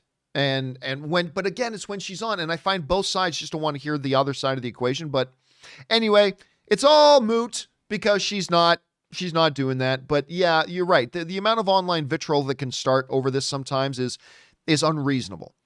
You know, it's one thing to say, hey, I don't want Jennifer Lawrence because she's kind of shown she loses interest. It's another thing to get on and start saying all sorts of things about her heritage and her character and all that kind of stuff. That's another thing. And it's, hey, welcome to Twitter, man. Welcome to Twitter. All right, next up. K Major writes, John, I know what should solve the fandom theory frenzy and soften the blow at the end of the season for some. Have Doctor Strange show up and tell Monica and Wu that there's 4,360 scenarios and only one where they all survive without killing Wanda, but lose kids.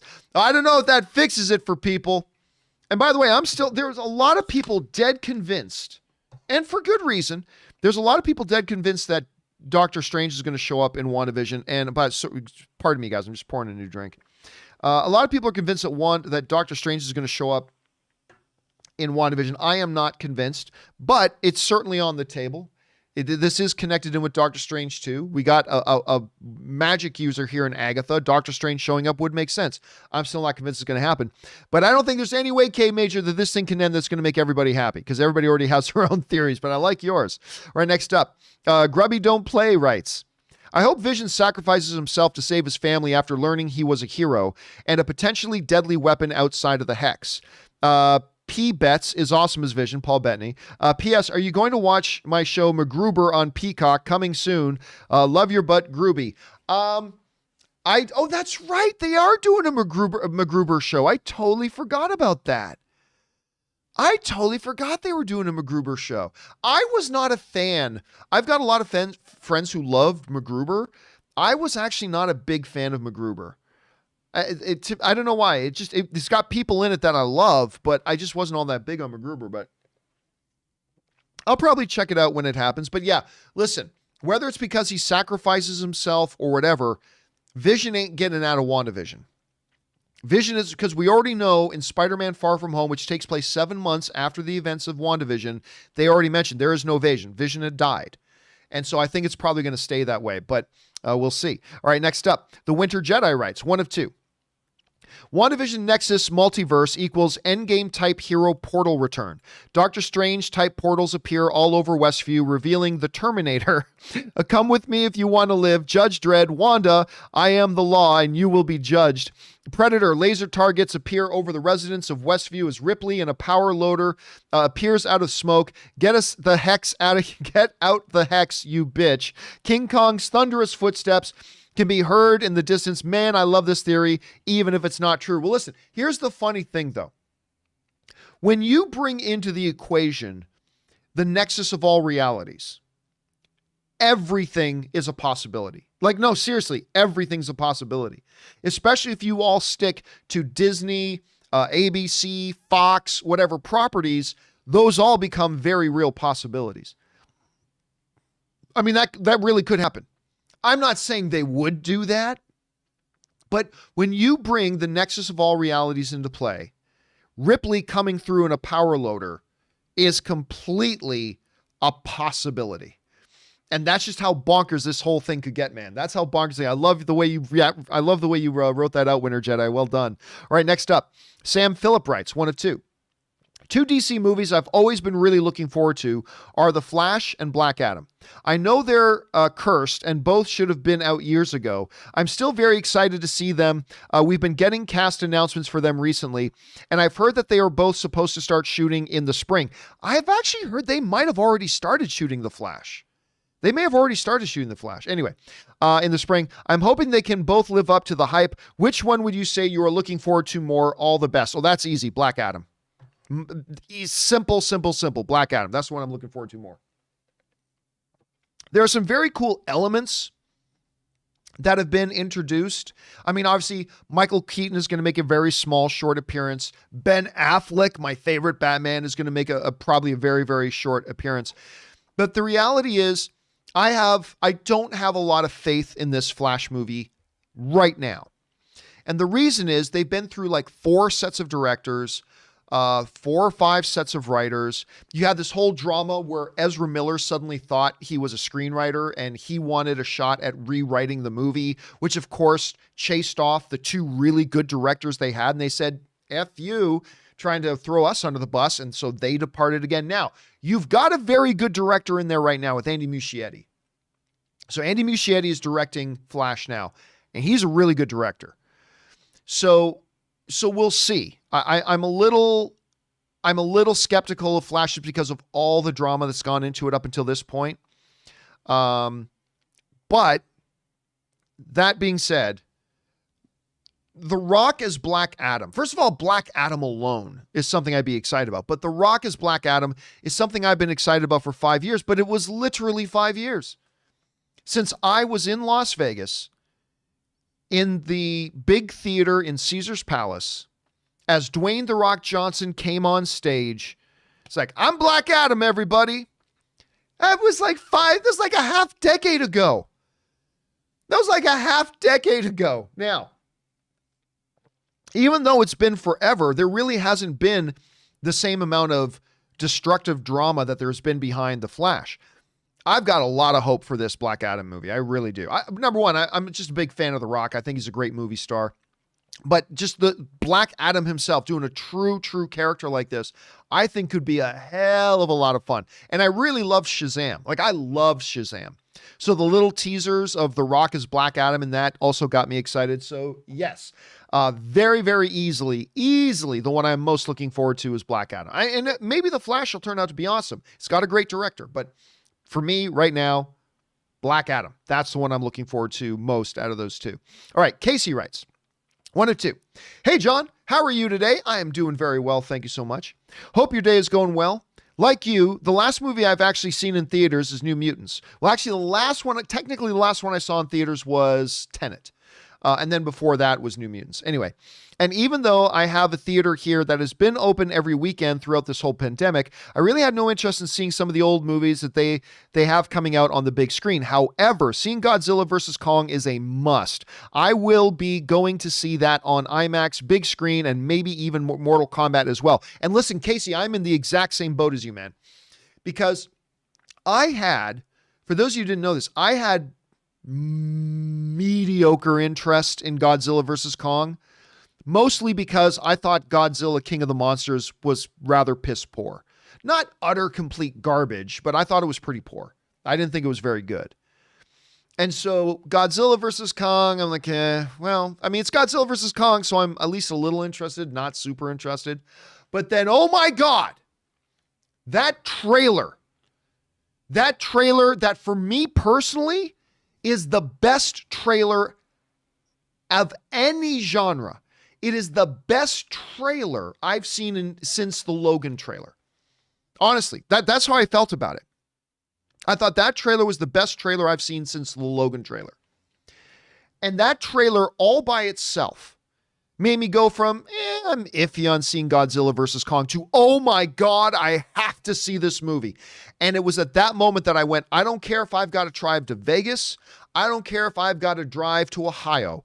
I am going to see this movie on a movie screen the way this movie was clearly meant to be seen. There's no way I want to watch Godzilla and King Kong fight the way they were fighting in the trailer on some stupid, pathetic television. I want to see this in a theater.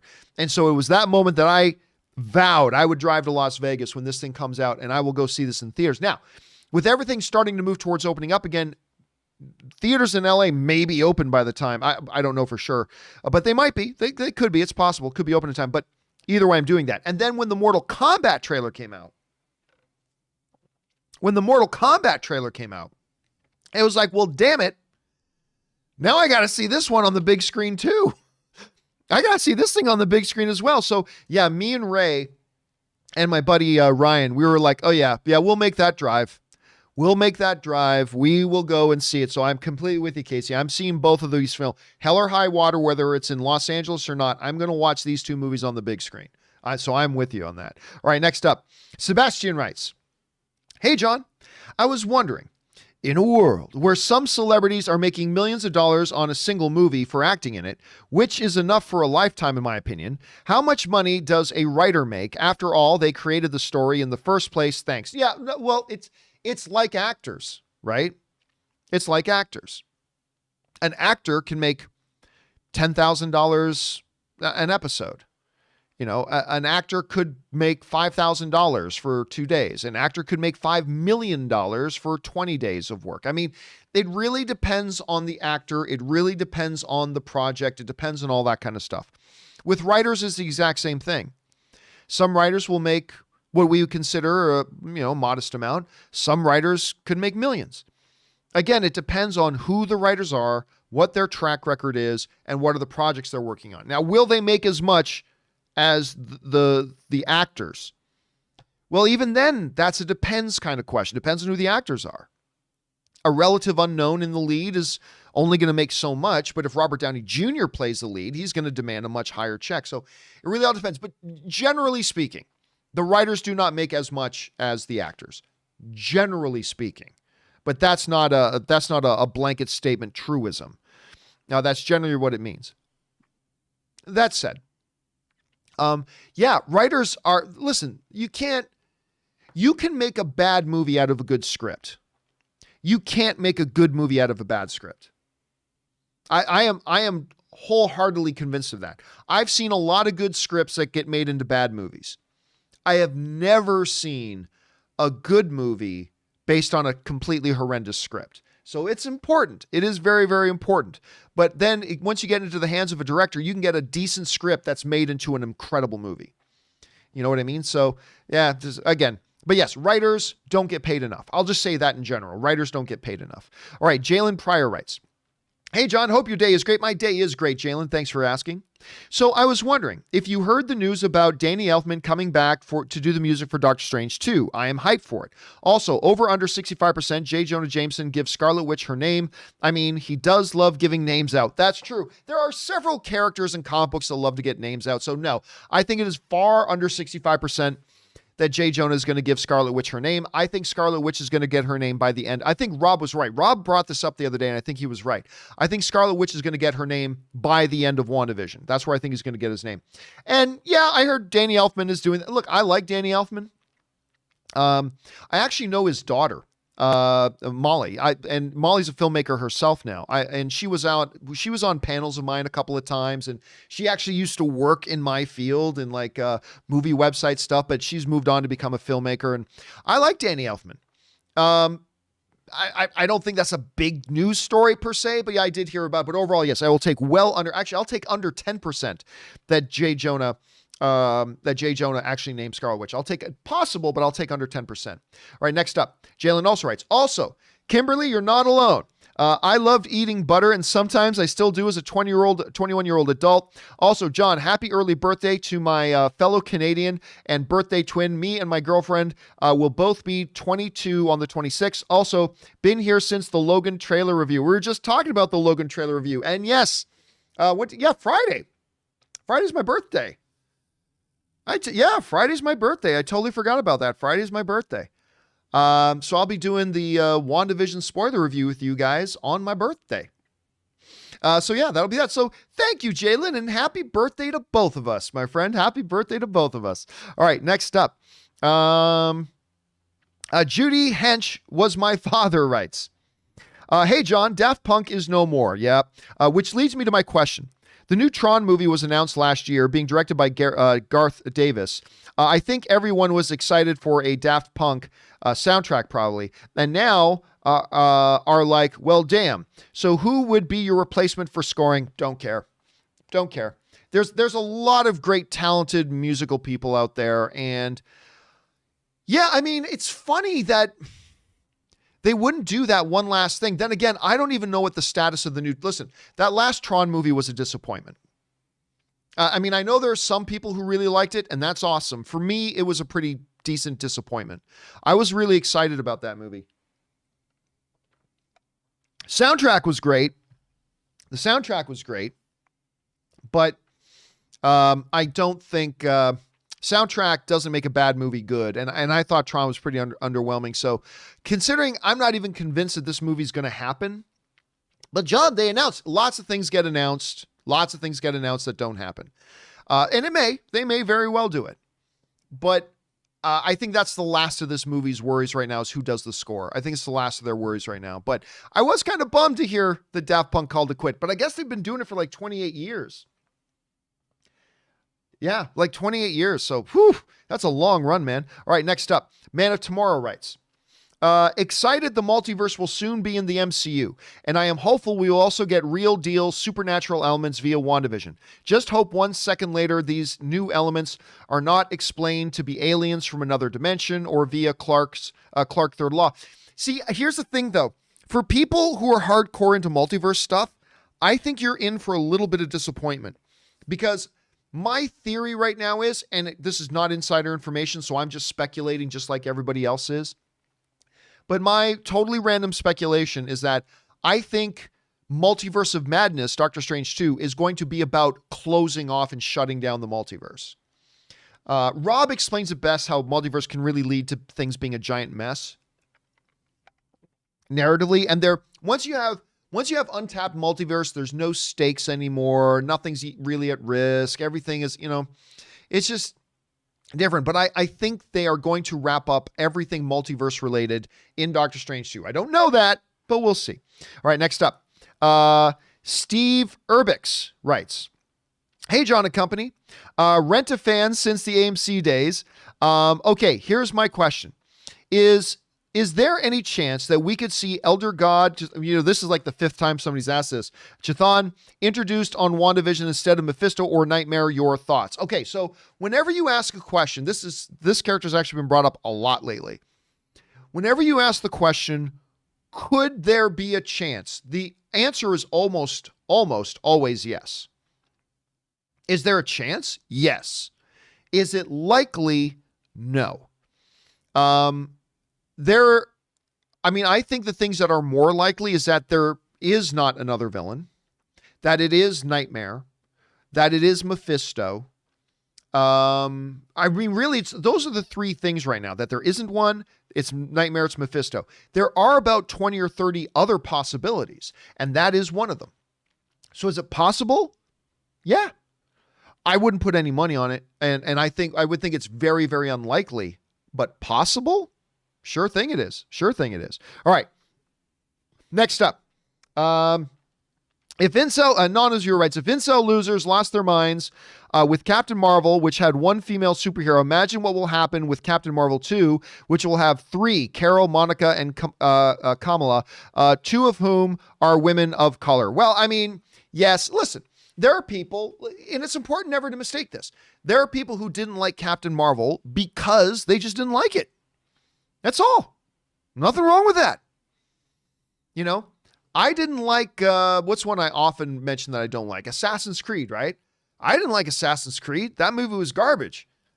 It wasn't because it had Michael Fassbender. No, I just watched Assassin's Creed and I didn't like it. Not everybody who disliked Captain Marvel did it because they just have political agendas, which we do see a lot of that. I'm not going to lie. We do see a lot of that, but it's not, if you hear anybody say they didn't like Captain Marvel and therefore they're not looking forward to Captain Marvel 2, it's not because they're an incel loser. It's just because they watched it and they didn't like it. Right? So never lose sight of that. Is there some of that other nonsense? Sure. Obviously there is. But there were also people who just watched the movie and didn't like it. And there's nothing wrong with that. I did enjoy it, but I didn't love it. Like, I didn't love Captain Marvel, but I liked it. I thought it was solid. I put it around mid-tier MCU. Like, I put it around the same levels I would put Ant-Man 2. Something like that. Enjoyable, good, entertaining. I thought it was solid, but not great. And there are people who think less of it than I do. And you just can't lump everybody into one camp. They just be careful of that. All right. Cam K writes, hey, John, 1 of 2. Unless you count the quantum realm as another universe, there has been absolutely no multiverse introduction in the MCU until WandaVision / Far From Home. Everything dealt before that is strictly alternate timelines, which are not the same as alternate universes. Well, that's actually factually untrue, but we'll talk about that in a second. Number 2, while I agree completely that something is up with that mailman, it's important to bring to everyone's attention that in either episode 5 or 6, can't remember which one, they have this dossier on the board with identification. True, but just because they have identification doesn't mean there ain't something up with them. Don't forget that. One does not automatically exclude the other. The 2 things are not mutually exclusive. They could very well have a full dossier on this guy who lives in Westview, but there could also still be something more nefarious about him, right? Now, let's talk about the multiverse thing for a second. There's an important part of this equation that you're leaving out, which is in Far From Home, when Spider-Man, when Peter drops the term multiverse, he was talking about the scenario created in Infinity War Endgame, right? Because it was one of those alternative things that this Mysterio supposedly came out of, right? And it was that context which Peter was referring to when he labeled it multiverse. So it's semantics. It really is just semantics. But no, that whole thing really did go all the way back to the Endgame scenario with them creating these multiple timelines, which is what Peter was referring to when he labeled it multiverse. Now, will that be what the MCU continues to label multiverse, or will it be something completely different? That we don't have a definitive answer on yet, but we will get that answer as we move forward, and I hope it is soon. Okay, let's move on. Next up, we've got, thanks for that, Cam K. Next up, the other Manny writes, one of a few. Hey, John, love the show. Thank you so much, but also love to disagree with you. Well, that's the fun. This is the thing. Let me go off on a side note here. You know what the worst thing in the world is? This to me, and I'm going to rub some people the wrong way, but just hear me out. You know what the worst thing in the world is? Fox News and MSNBC. And here's why, to me, these are the worst things in the world. Because they are two things that only cater to people, to saying what their audience already wants to hear, right? They're two diametrically opposed extremes, yes, but, and generally speaking, their audiences are audiences of, they just want to hear what they already think, right? There are a lot of people who go into certain things and they're like, I just want to hear from the screen things that reinforce what I already think and that I already believe. That's all I want to hear. And if what they say on the screen is slightly different than what I already think and what I already believe, I'm going to change the channel and go somewhere else. And I want my audience to disagree with me. That's the fun of being a film fan. Is when it's great to get together and say, isn't this great? Yeah, that's great. Isn't this great? Yeah, that's great too. But it's more fun when we get to have these discussions about, I think this is great. Well, I don't. Well, why not? Because of that's when it becomes more fun. And I've always said, my job, and this disappoints some people. Like I've had people email me disappointed that I would say this. I literally had people email me that basically say, just no more than 2 weeks ago, I got this one angry email from somebody who says, I'm one of your audience, and your job, Campea, I'm paraphrasing a little bit, but your job is to provide me with the entertainment I'm looking for, which basically in their term was basically saying, tell me the things that I already think. List the things that I agree with.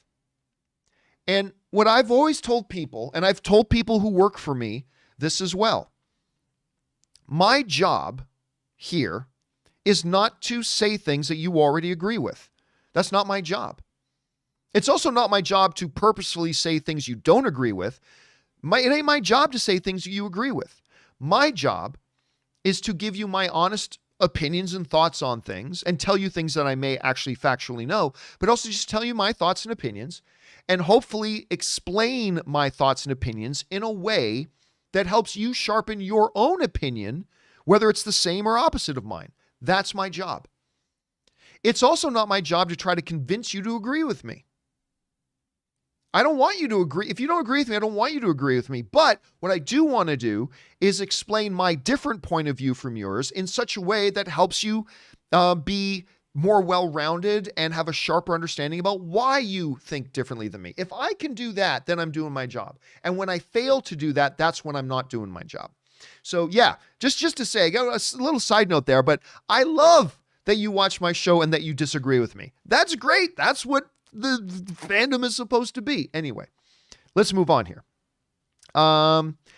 Hey, John, love the show, but I also love to disagree with you. So while respecting your opinion that hard work very much, few gripes you say don't like the theory of Monica getting her powers from crossing the hex 3 times. One time while wrapped in Wanda's energy, because then Wanda could make enhanced people whenever she wants, but we have yet to confirm that Wanda made the hex. The other is the Nexus. I'm a firm believer as you have won me over to your side and really opened my eyes that what happens with characters, storylines, or artifacts in comics does not necessarily happen in TV movies and it happened in movies, TV shows. So why would we assume the Nexus, got to remember to go back to James LH. The Nexus can't be different and doesn't necessarily mean we can get Batman, etc. in the MCU, but may mean we can get X-Men. Basically, before we discount Nexus because of the extent of its powers, let's wait and see what the MCU defines its powers as. Well, first of all, let me say this. I was expecting you to disagree with me something a lot bigger than one fine detail point on a WandaVision thing, but that's fine. Yes. I hope that they're not going to say that Monica gets her powers just because she went in and out of the hex. I mean, if that were the case and they can just get 100 people right now to walk in and out of the hex and yay, we've got all superpowers. That might be the way they do it. I just kind of hope it's not the way they do it, but they'll come up with something they always do. So that may be the way it is. That may not be the way it is. So I'm open-minded on that. Even though I kind of think this one thing, I'm open-minded on it. As far as the Nexus goes, of course it could be anything. Of course it could be anything. Now, the nexus of all realities in the comics is a certain way. But as I've said 1,000 times, just because something is a certain way in the comics doesn't mean that's what they'll do out here. So all I've been implying is that if they just kind of pick up the nexus of all realities and bring it into WandaVision, then that blows the doors open for anything is possible. Anything is possible. But of course, it being an interpretation, it being an adaptation from comic screen, they could leave it as it is, or they could say it's a more finite thing. Like the Nexus in their thing is a portal to one or two other possibilities. Like, of course they could adapt it, 100%. The only point I've ever been trying to make, the other Manny, is that if you understand what the nexus of all reality is, if they just take that and bring it in, I mean, it means anything is possible. And I'm not necessarily even saying that's a bad thing. I'm just saying it's anything is possible, but absolutely it could be very, very different. They may call it the Nexus, and it could be completely different than it is in the comics, 1,000%. So I'm with you on that, man. I'm with you on that. All right. Next up is James LH, who writes, and by the way, TLC AZ sends in a super chat badge in the live chat. Thank you, TLC. I appreciate that, man. All right. Next up is James LH, who writes, hey, John, you talked recently about whether to add something to your studio, so I just wanted to say I really admire what you've put together. Thank you so much. It seems to be a great working environment. I'm envious, but I do have hope for a behind-the-scenes video sometime in the future. Yes, I will absolutely be doing a behind-the-scenes video in the near future. Actually, very soon. Very soon. Where I will give you basically a tour around the studio. I've done this before, but I like to refresh it once in a while because I've changed out some of my gear. Where not only will I tour you around my studio, I will tour you around and show you all the various things that I use, why I use the things that I use, the software that I use, the hardware that I use, the speakers I use, my cameras thing, and what my philosophy is and all that. And, you know, what are these big black panels on my walls? I will definitely do a behind the scenes video and walk through all of that. So there's that. All right. Thanks for that, James LH. Next up, James LH also writes, John, 1 of 3. Let's talk about the 3 Fs of Favreau, Filoni, Feige. I am loving their respective shows. They have put them together in a way they had to do, in my opinion. Like many viewers of Mandalorian and WandaVision, my only historical reference for shows for the shows is the 2 movies. I've seen some of Clone Wars, so I knew of but didn't much like Ahsoka until Rosario Dawson. I've seen all MCU but not read the comics. Your show has been an education with WandaVision theories. I'm usually on Google looking up a name. I didn't know Harkness or who Monica became. I don't know what the Nexus advent could mean. Last time I heard Nexus was Star Trek Next Generation. Yes, I was thinking about that too. But this is what the 3 Fs, as I will call them, have done. I haven't needed to know all of it to enjoy the show. And yeah, I mean, that's basically a philosophy, again, that we were talking about this with Kevin Feige the other day, right? That maybe the key to Kevin Feige's success and brilliance is that he makes his movies and shows where you don't have to know anything to be able to jump in and watch. You don't even have to have watched the previous movies or the previous shows. Not only has Kevin Feige made things where you didn't have to read the comics, he's made them where you can jump in on the MCU at any time. Because if you're somebody who's like, man, I mean, everybody loves the MCU, everybody's talking about the MCU, but I haven't watched all the things, and you know what? I don't feel like watching 25 movies to get caught up in order to watch this next movie or this next show. The brilliance of Kevin Feige has been, you don't need to. Kevin Feige has made sure that every single movie and every single show, if that is your first time watching, you'll be able to follow along. You won't get all the nuance, and you won't catch all the references, and you won't know the deeper meanings of this, this, and this. But if you, like I had a friend of mine, jumped in, first MCU movie they ever watched was Endgame. And they didn't feel lost at all. They had a basic idea. They basically knew what was going on, and they were able to watch it and enjoy it. I told them, now you got to go back and watch Infinity War. But, I mean, that is the brilliance of Kevin Feige. And the more that can be applied to these franchises, like the Star Wars stuff, with what John Favreau has done, then the better, you know? Because that means your audience can always grow. If you make it so people have to watch all your previous stuff so they're not lost, then your audience isn't going to grow. The audience you've got is the audience you've got. But the way they do it over there, they've done it a really, really brilliant way, James. Like, really brilliant. All right, next up. Gary Algera Jr. writes, "Hey, John and crew. Love you for all what you do. Thank you so much. Sure, the question's been asked before. I may have even heard it. What would you recommend for my first few Ultra HD viewings? I have a PS5 now and finally a decent 120 hertz 4K TV. Well, the one that honestly comes up a lot is always the Lord of the Rings films. I mean, I believe I'm not a physical media guy, so you have to forgive me, but I do believe that you can get 4K Ultra HD things of Lord of the Rings. That is something you got to watch on that TV. I would say that's the first thing you need to watch. I'm trying to think of what else might be. You know, really, I'm going to go with that. The beauty, the landscaping, the landscapes, I should say.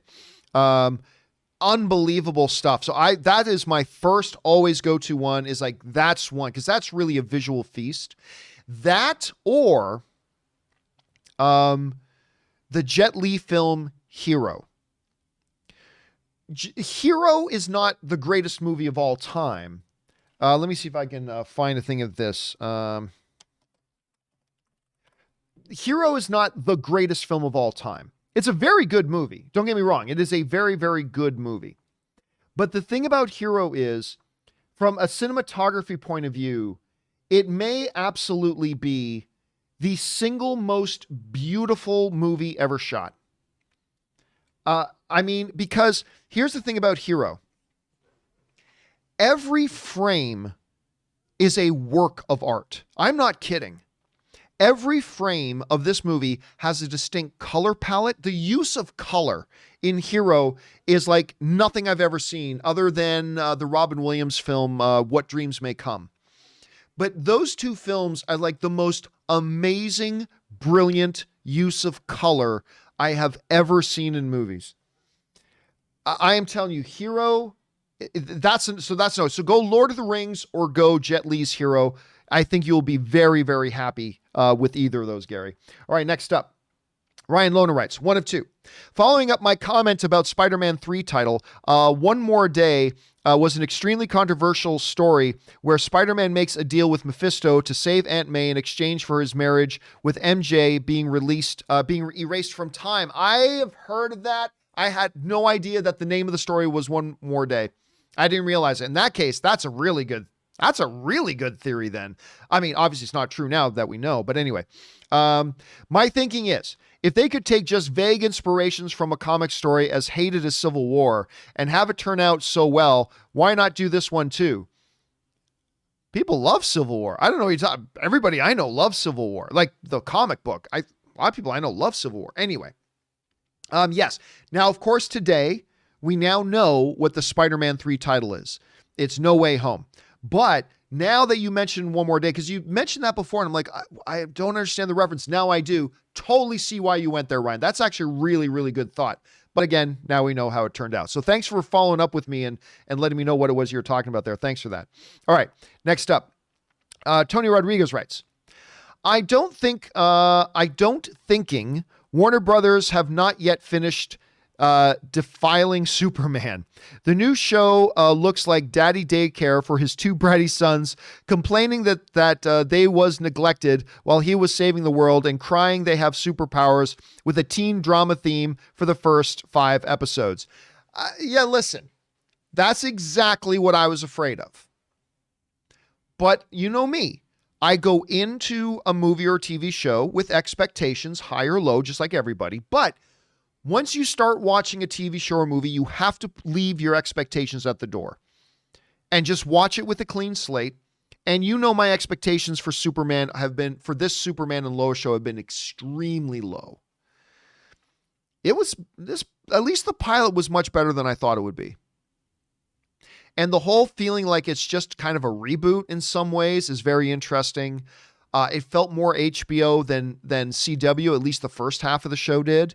Again, I'm a little concerned that the second half of the show felt more very stereotypical CW, whereas the first half of the show felt very HBO. But listen, I may give this thing a chance moving forward. I may give it more of a chance because, like I said, the premiere episode, the pilot was better than significantly better than I thought.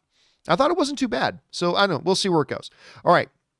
Next up, Russell Amador writes, Hey, John, by any chance, is The Father on your radar? It comes out this weekend and stars Anthony Hopkins, and early critic reviews state that he gives one of his finest performances. Is this something I'm looking forward to? Of course, after WandaVision. Really hasn't been. It really has not been because, hold on, let me bring this up. Let me just bring this up here. So we all get on the same page here. Why can't I find it? There we go. Okay, so basically, and it's got Olivia Colman too, who's an Academy level actress as well. So basically, a man refuses all assistance from his daughter as he ages. As he tries to make sense of his changing circumstances, he begins to doubt his loved ones, his own mind, even the fabric of his reality, which sounds amazing. But I'll be honest with you, because they have done nothing for this film, I've just never been given anything. So I've never even watched the trailer for this. I've heard about the film. I've read the synopsis, all that kind of stuff. But I've never even seen the trailer for it. And this brings up another point, something that we talk about with Netflix a lot, is that it is not our responsibility as fans to seek out and be aware of all the content coming out. It is the distributor's responsibility, the studio and the distributor's responsibility to make us aware of these things, to tell us why we should be excited about checking your project. And this is one where they've really dropped the ball on that. And it's a phenomenal cast. Sir Anthony, Olivia Colman, who's, like I said, Academy Award level, Rufus Sewell. I love Rufus Sewell. Imogen Poots. I mean, it's got a really good cast. The synopsis sounds really good, but they've done nothing to make me excited about it at this point. So it hasn't been high on my radar. Just being honest, hasn't been high on my radar. All right, next up. John Demoto writes, Hello, John. I know it's about early for this talk, but I hope Kathryn Hahn gets some award consideration for WandaVision. She is so dang good, continues to impress me with everything she's been in. Hey, listen, look. You know how much I adore Kathryn Hahn. Like, I have been gushing about, I got so excited when we first heard ages ago that Kathryn Hahn was going to be in this. Because I love her. Is this Emmy worthy? I wouldn't go that far. I mean, she's doing a great job, but it's not like portraying this particular character is not something that takes you into Emmy worthy, because she's really good. She's really good, but is this an Emmy performance? I don't think so. So I'm going to disagree with you on that one, John Demoto. I'm going to disagree with you on that one, but I do love her deeply. All right. John also writes, Robert, who's not here right now, thanks for your response. I'm a huge fan of FC Hinton's work, The Outsiders, because Rob brought up The Outsiders the other day. Very revered movie around Tulsa, Oklahoma. Watch at least once a year. And I know Rob is actually, he brings up that film now and again. There's a very special place in his heart for that one. So I will make sure, John Emoto, that I pass that on to him the next time he and I speak. All right, next up. War Doctor 10 writes, "Hey, John and crew, greetings from Manhattan Beach." Well, hello. "I can't wait for theaters to reopen since I've got two of the best theater chains, ArcLight and AMC, within a mile of me. I can't wait to see Black Widow on the big screen. Which movies have you hyped?" Well, right now, the ones that have me hyped for the big screen are Godzilla vs. Kong and Mortal Kombat. I mean, these are the ones. Now, look, of course I'm interested in Black Widow, but you guys have always known that while I love the Black Widow character and I love the Hawkeye character, I love Hawkeye and Black Widow being a part of ensembles. I really love them being in larger scale movies. I have never been particularly interested in seeing a standalone Hawkeye thing nor a standalone Black Widow thing. So my hype level for Black Widow, I'm looking forward to seeing it. I am. I'm excited, but I'm not like, oh my God, I gotta get it. Like, let's put it this way. If Black Widow was was being released on Disney Plus and in theaters on the same day, I'd be tempted just to watch it on Disney Plus because I'm not that excited for it yet. The ones I gotta see on the big screen is Godzilla vs. Kong and Mortal Kombat. They just seem like movies I gotta see on the big screen, but that's just me. All right, thanks to that, War Doctor. Enrique writes, "Hey, John Campea crew, how early does a producer like Kevin Feige get to see his projects? He has already completely seen Shang-Chi, Eternals, and Black Widow.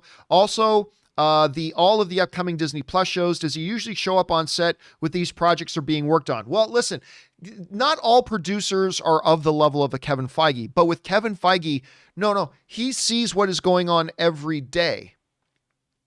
Every day. I remember there was this one time that I was, one of my favorite things I've ever done. I was very lucky. I got to be the MC and the moderator for the press day for Avengers Age of Ultron. And so I went over to Disney's headquarters.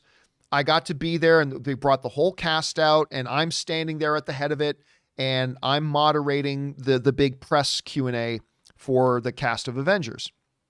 And I remember before about 15, 20 minutes before we started, I got a chance to, Kevin Feige and I chatted and he came in like 15 minutes before it was going to start. I'm like, "You look a little frazzled." And he's like, "You have no idea what my day's been like today. I had to review the trailer for, I think it was an Ant-Man trailer that was coming out that they were getting ready to launch. I had to review the next revision of the thing.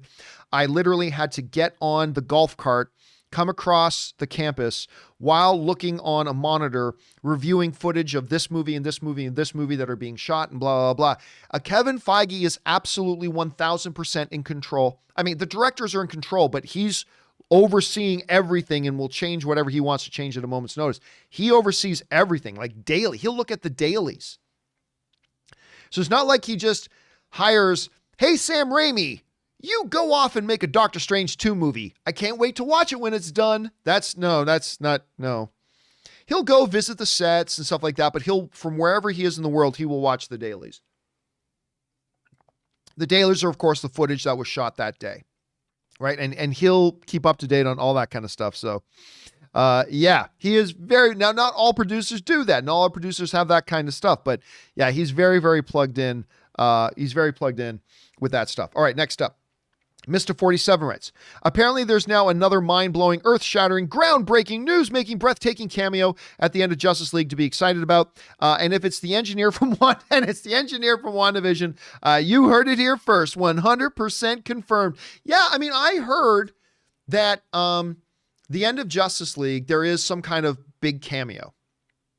And it's hard for me to be excited about a big cameo in a dead-end movie because it's not going anywhere after this. So that doesn't mean we can't be excited for the movie itself, but I'm less excited for a big cameo because I'm more excited for a big cameo when that cameo can have later repercussions.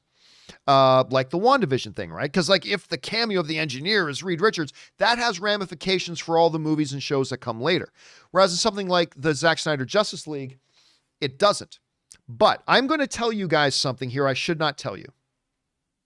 I'm going to tell you something that I should not tell you. Are you buckled in? All right, here we go. Now, just to be clear, I have not seen the new Zack Snyder Justice League. Just to be clear, to be 1,000% thing, I have not seen it. All right? I have not seen it. But I know somebody who has. And so anyway, I was communicating with this person. And I know, to be fair, I think this person, I'm not going to give a lot of background. Now, and remember, this is just one person's opinion, right? This is just one person's opinion that I may agree with when I see it, or I may totally disagree with when I see it. Okay. It's just one person's opinion. But I'm not going to make I'm not going to make a video out of this. I'm not going to make a headline out of this, but I will just tell you who have watched me here, that I know somebody who has seen it in its almost completed form, and they really liked it. They really liked it. So again, this is just one person's opinion. That's just one person's opinion. Doesn't mean I'm going to agree with it. Doesn't mean you're going to agree with it. Whatever. When you ultimately seen it, but yeah, the one person I have talked to, or at least communicated with, really liked it. Really didn't use words like, oh, just kind of good. Didn't say the greatest thing ever, but they really liked it. So I'm just throwing that out there. We'll see what actually happens, where things go. So we'll see. All right. Next up, where were we at here? Oh yeah, that was Mr. 47. Next up, War Doctor 10 writes, "Hey, John and crew. Jack Black has been cast as Claptrap in the upcoming Borderlands." Yep, we talked about that yesterday. Film, I love this casting. What are your thoughts? Well, I don't know much about the character, right? I don't know much about the character. But as we talked about yesterday, you look at the casting on this Borderlands movie right now, right? First of all, you've got, besides Meryl Streep, the woman I consider to be the best actress on the face of the earth right now. And that's, look, that's obviously a matter of opinion, but it's Cate Blanchett. When I first heard that they attached Cate Blanchett to this movie, I'm like, wait a minute, what? The Borderlands, this got Cate Blanchett, and then, they got Jamie Lee Curtis as well. And now, of course, we've got the Jumanji reunion with Kevin Hart and Jack Black. So that's going to be interesting to see too. So yeah, we'll see. We'll see how that goes. All right, next up. Where are we at? Suthius writes, "Hey guys, this is a plea to my fellow viewers. If you can't fit your thoughts in one tip, simplify your thoughts. Make it easy for Mr. C. It's painful watching him read ordinary words that get abbreviated. We all want to hear his thoughts on your tip." Yeah, again, I do ask people, number one, do try to proofread what you're sending in before you hit send, because it's awful when somebody sends in something and it's like, I can't actually respond to it because I don't know what it is you're saying. Don't put in abbreviations. Don't do all that kind of stuff. Just please. Yeah. Just proofread before you hit send. That's all. All right. Thanks for that. Jonathan writes, "All this Wonder Woman 84 negativity is disappointing and makes me reconsider my A list, my A plus, because I legit thought it deserved such a high remark. Help me out, John, because I feel alone in loving this movie. I know you don't love it, but what's something positive that you like it?" Well, first of all, Jonathan, let's be very, very clear here. Who gives a shit if other people like it? You like it. That's all that matters. You don't have to revisit your love of it because you start hearing everybody else dislikes it. Who gives a shit? You think I let the fact that, everybody loves, I don't know, the original Blade Runner. I don't let that affect the fact that I didn't. I wish I did, but I don't. And I make no apologies for it. I didn't like the original Blade Runner. I wish I did. I wish it could be one of the cool kids, but I'm not. Leave it at that. If you loved Wonder Woman 84, that's all that matters. It doesn't matter what I think about it. It doesn't matter. Listen, the movies are art.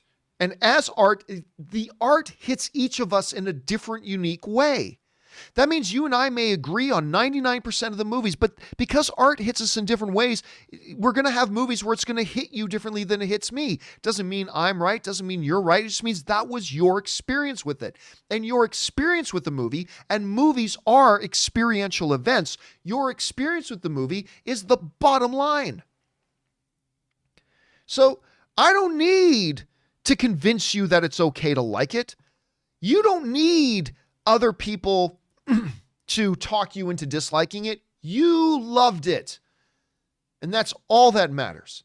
And yeah, there are like even somebody like me who was disappointed with Wonder Woman 84, there are definitely elements of the film that I thought were really quite good. The dynamic between Steve and Diana, I thought that was great in the first movie. I thought that dynamic was absolutely fabulous in the second movie as well. I love the Cheetah character. You know, I love the character. I may not like some of the designs later on, but I really do like the character. I thought a number of the performances in it were quite good. I mean, there were many things that I liked about it, many things I disliked. But bottom line, Jonathan, is if you loved it, you do not have to reconsider your ranking of it. That's all that matters. And so don't you worry about what everybody else says. I mean, yeah, listen to what other people say too, for the sake of discussion and for the sake of interacting, but don't for a second let that make you think you need to reconsider your theory of it or your thoughts on it.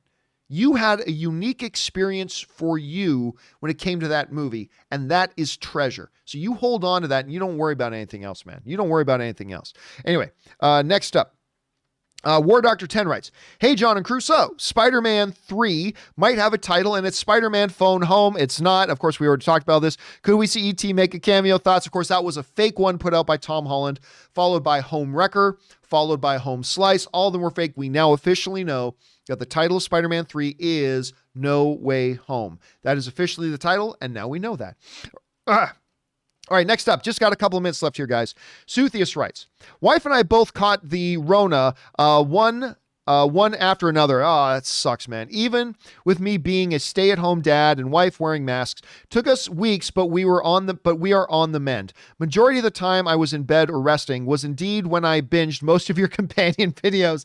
Well, I'm glad, Suthius, that we're able to be there with you, man. And listen, again, when you get a pandemic like this and viruses like this, all you can do is take the best precautions you can. It doesn't guarantee you won't get it, but it lessens the chances.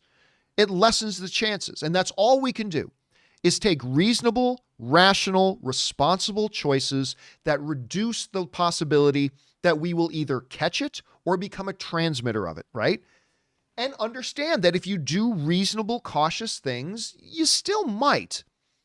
But that's not a knock on you. But I'm glad you're recovering, and I'm glad we were able to be there with you as you were going through your recovery, man. All right, Benny95 writes, "It will be the first time in almost a year that I head back to theaters, and will be for Lord of the Rings in 4K. A lot of people writing that in, Benny, that they're going to go watch Lord of the Rings in theaters in 4K. However, they are showing them for one day only, and unfortunately, I only have time to see one. Which one would you choose if you could see one again in theaters? Cheers." Well, I mean, as somebody who has seen all of them, the one I would go back and watch again is Return of the King. Like it's the summation of it. It's the climax. It's got all those beautiful 27 endings. I would watch Lord of the Rings Return of the King if for no other reason than the end of that movie, as Annie Lennox sings Into the West. Oh my God. As you get through the Lord of the Rings films and you get to the end credits when they're showing all the sketches and walking you through the story again through those sketches, and while Annie Lennox sings Into the West, on the horizon. I mean, I get chills when I hear that.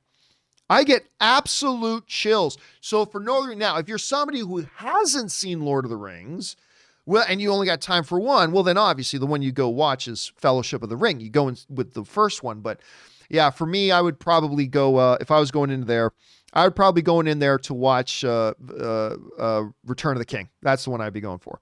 All right, last one up here today, guys. Jonathan writes, Studios do realize they can't make $1 billion on streaming alone, right? Oh, they can't even make a quarter of that.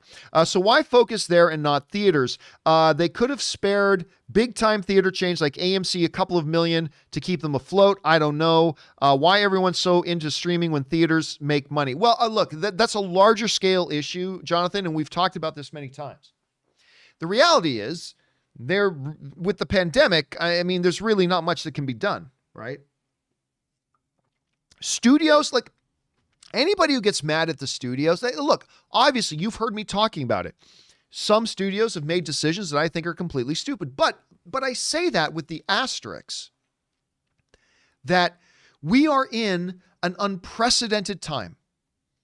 This global pandemic and the way it's specifically affected the movie industry is something that these studios have never had to deal with before. And nobody else has either.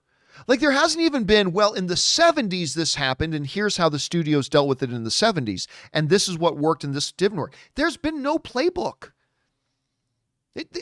This is completely new. And while, yes, there are decisions that certain studios have made that I would or would not do, that I would or would not, I wouldn't have made those decisions if it were me. But the reality is everyone is just trying to do the best they can for themselves under the current circumstances. And, maybe Warner, like I think the Warner Brothers decision with the whole HBO Max release thing is ass fucking stupid. Like ass fucking stupid. But that's me. Their motivation is, okay, look, we can't get our movies into theaters right now. We're trying to get HBO Max up and running for a long-term thing. We're struggling behind all the other streaming services. What if we take these movies that we've produced, we use these to try to draw attention to HBO Max, and maybe we can make the best out of a bad situation right now, right? I get that. I get it. Still not what I would have done, but I get it. I get it. And really, whether it's Universal or Warner Brothers or Disney or Paramount or any of them, each one of them are just trying to figure out a way to navigate this unprecedented, ridiculous situation. And it's easy for somebody like me or you to sit in our chairs when it's not our money on the line and it's not our companies at stake and it's not our futures at stake to say what we think these studios should have done. Oh, it's easy for me. And it's easy for us. But behind all of them is a group of human beings just trying to figure out how to navigate this thing. And sometimes it means they make decisions that will work. Some of them won't work. Some of them would be decisions that you and I would make. Some of them would be decisions that we wouldn't make. But either way, at the end of the day, they're just trying to figure it out. And now, if this happens again, heaven forbid, but like 10 years from now, if like a different pandemic hits, well, then studios and everything at that time will have a precedent to look back and say, okay, this is what happened back in 2020. Here's how they tried to deal with it. This is what worked, and this is what didn't work. Then they'll have a better time of it. But right now, it's just crazy, man. It's tough right now. Anyway, guys, listen. There are still more questions to come from Jonathan, Let Them Eat Popcorn, Blake, and on. So what's going to happen is a little bit later this afternoon, Kimberly and I are going to be doing a companion video later today, and we'll get all caught up on all the questions, all the remaining questions that got sent in today, and we will get ourselves all caught up. So if your question hasn't been answered yet, don't worry, you're not going to have to wait long. Just come back a little bit later this afternoon. We'll get that companion video up and get to all of your questions. And that will do it for me, guys, for today's installment of the John Campea Show. Thank you so much for being here and making this show a part of your day. Thanks to Robert Meyer Burnett for being here for the little amount of time he was able to be here. Special thank you to all of you guys who made this show a part of your day. There's a million things you guys can be doing, and it's always completely honoring that you guys would spend part of your day here with us as we talk about our favorite things. And a special thank you to all of you guys who sent in these live questions. Number one, because you gave us great fun things to talk about, but number two, you supported this channel as you did. And all of us here at the John Campea Show, thank you guys very much for that support. Okay, guys, don't forget, do the four main things. Stay smart, stay safe, take care of yourselves, and take care of the people around you. Oh, and one more note. Don't forget, guys, tomorrow is Thursday.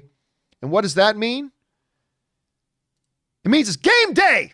That's right. Tomorrow is game day. And so because tomorrow's game day, Thursday, tomorrow afternoon, about 6 or 7 hours before the new episode of WandaVision launches, we will be doing our WandaVision pre-game show tomorrow afternoon. We hope that you guys will tune in and join us for that as well. All right, guys, that does it for me for now. Thanks a lot for being here. My name's John Campea, and until next time, my friends, bye-bye.